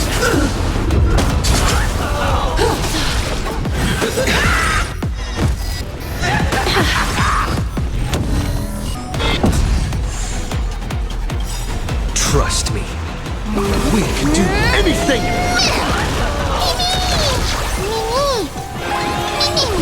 Life as you wish. It's nothing. Receive divinity. I shall remember this Repent. Bloom. Breaks will serve as the tempering fire!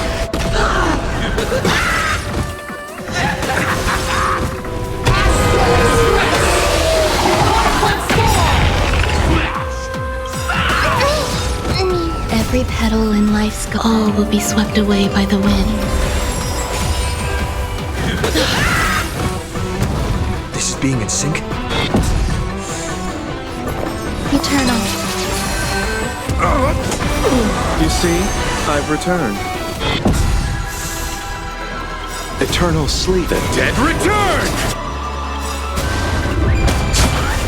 Receive divinity. Repay.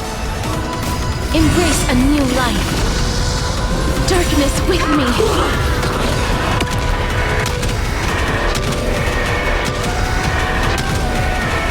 May death protect us! Let greed devour all!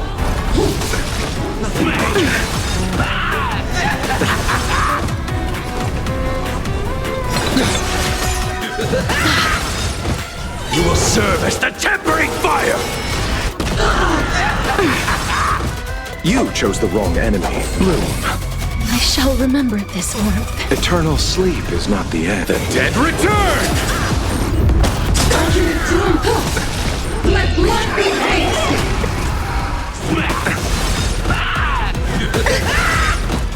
Life is not so fragile as you wish.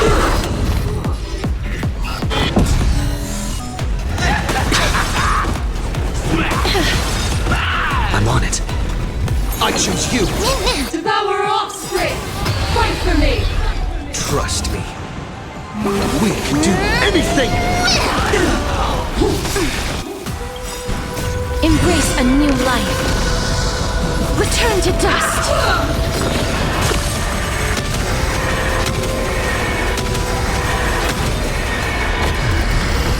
Absolutely cannot let you touch this place.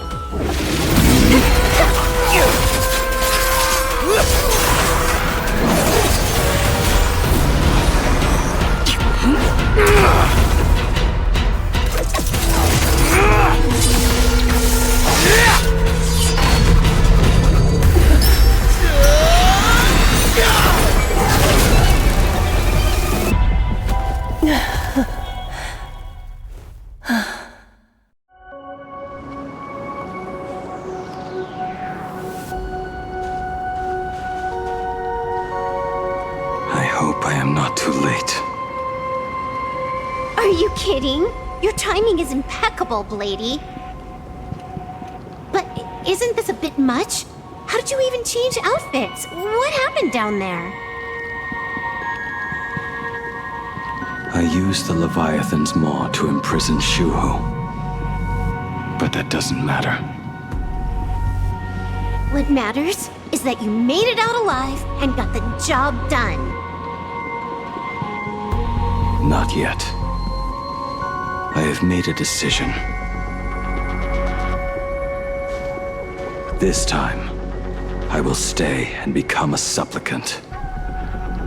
I am joining the Phantas Moon Games. What? You're going to stay here and poke your nose into this world's business too? Let us settle this first. Are you okay? Thank you. All of you.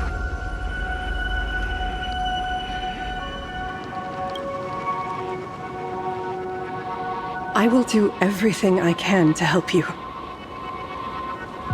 As long as the canvas remains, Asat Pramod cannot kill me.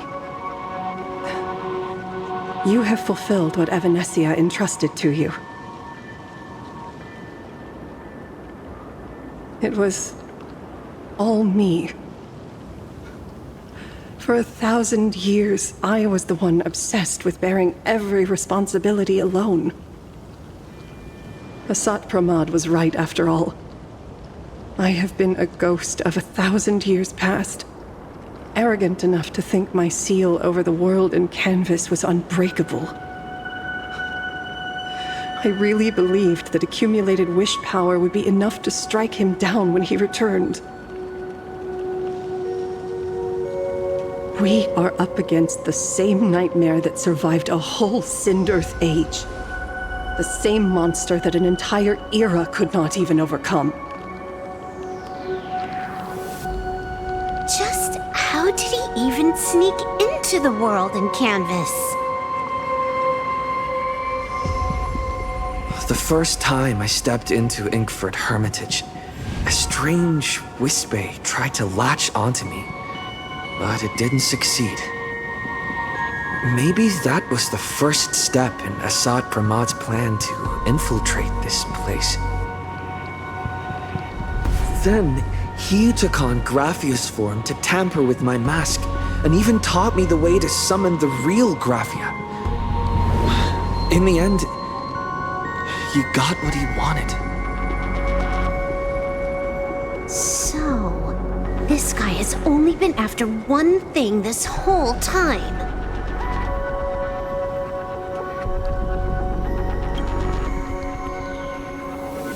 And to awaken the husk of the veracity, we need to leave this place as soon as possible. The giant maw that swallowed me is starting to stir. But he mentioned he had something more important to do. What is that even supposed to mean? He has so much on his plate, no way he can split himself into pieces and handle everything at once, right? 1,000 years ago, the demon lord from beyond invaded Ahatopia. The power he unleashed was beyond all comprehension. He could appear in places thousands of miles apart at the exact same time, as if he possessed countless incarnations. What? He said he was meeting a genuine nameless. Himiko! She's in trouble!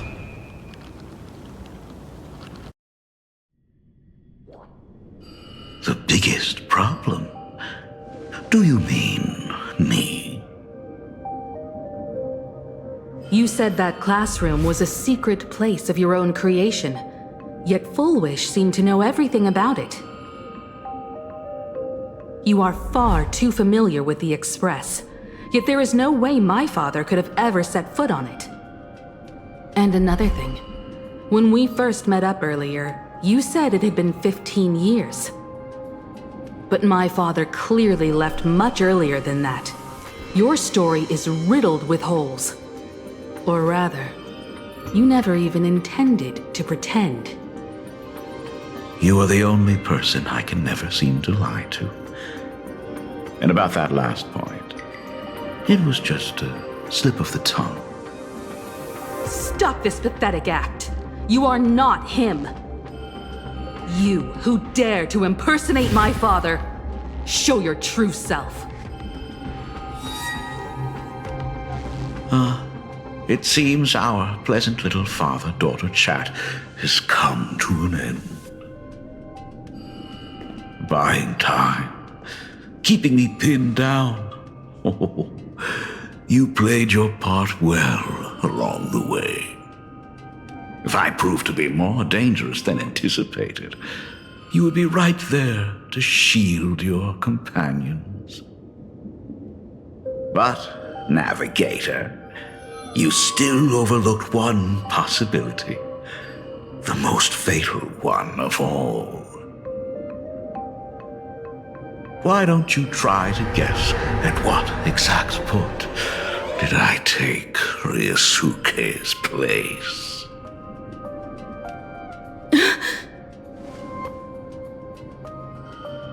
It happened on the day that man, in his desperate search for the source of the weathering curse to save his family, was destroyed by me.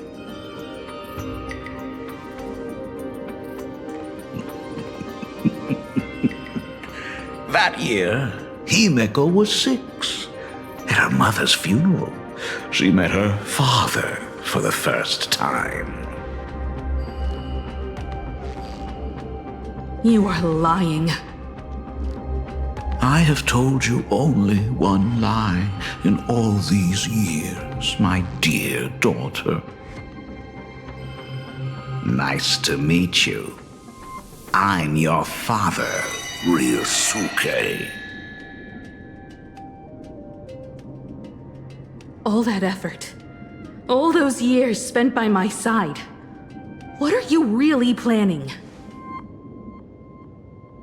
Even I find it hard to tell what goes on in this head of mine sometimes. But now, as I look at your face, at that exquisite expression, it all makes sense. I had so much fun playing a father. And the best part, that was not even the most fun I have had today. Hey, can you hear me? Someone who looks like a Sapramod just showed up at the tavern. We are under attack by Asad Pramad. Don Hung and I will do everything we can to cover Yao Guang. I've played along this far, so why not make it interesting? Let us add a dash of red to our little opening act. You have proven your theory by tearing off the mask of Ryosuke. As a courtesy, it's now time to strip away your disguise. The ugliest lie of the Trailblaze. The truth that has been hidden for 15 years. When the Phantom Moon is full again, I will be there as I have promised. I will come back with so many stories to tell you. The girl looked up at the stars, but in her heart, she was terrified of setting out. She was afraid of the universe, and even more, she was afraid of the weight of responsibility. In the end, she'd left her wishes to someone else. As for her, she chose to lie in a grave and stay in the Arcadia forever. Ryosuke's daughter Himeko is long dead. When she saw how vast the stars really were, she ran away. Just as the Trailblaze will always converge with the destruction, culminating in awe-inspiring obliteration.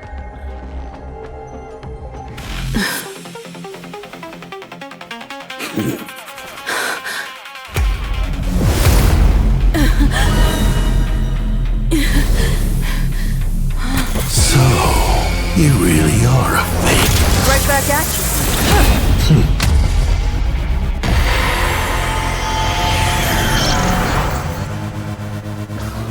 O denizens of this Arcadia, lost in its splendor, once I beheld the Astral Express rise again towards the stars.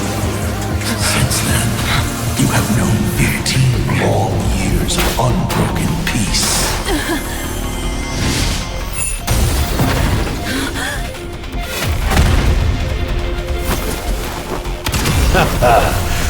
It's been a while, old friend.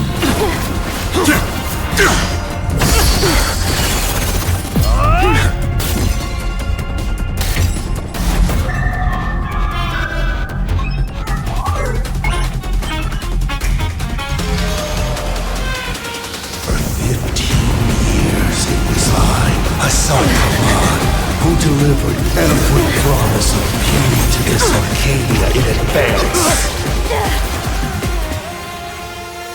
Now, please indulge in these long overdue surprises.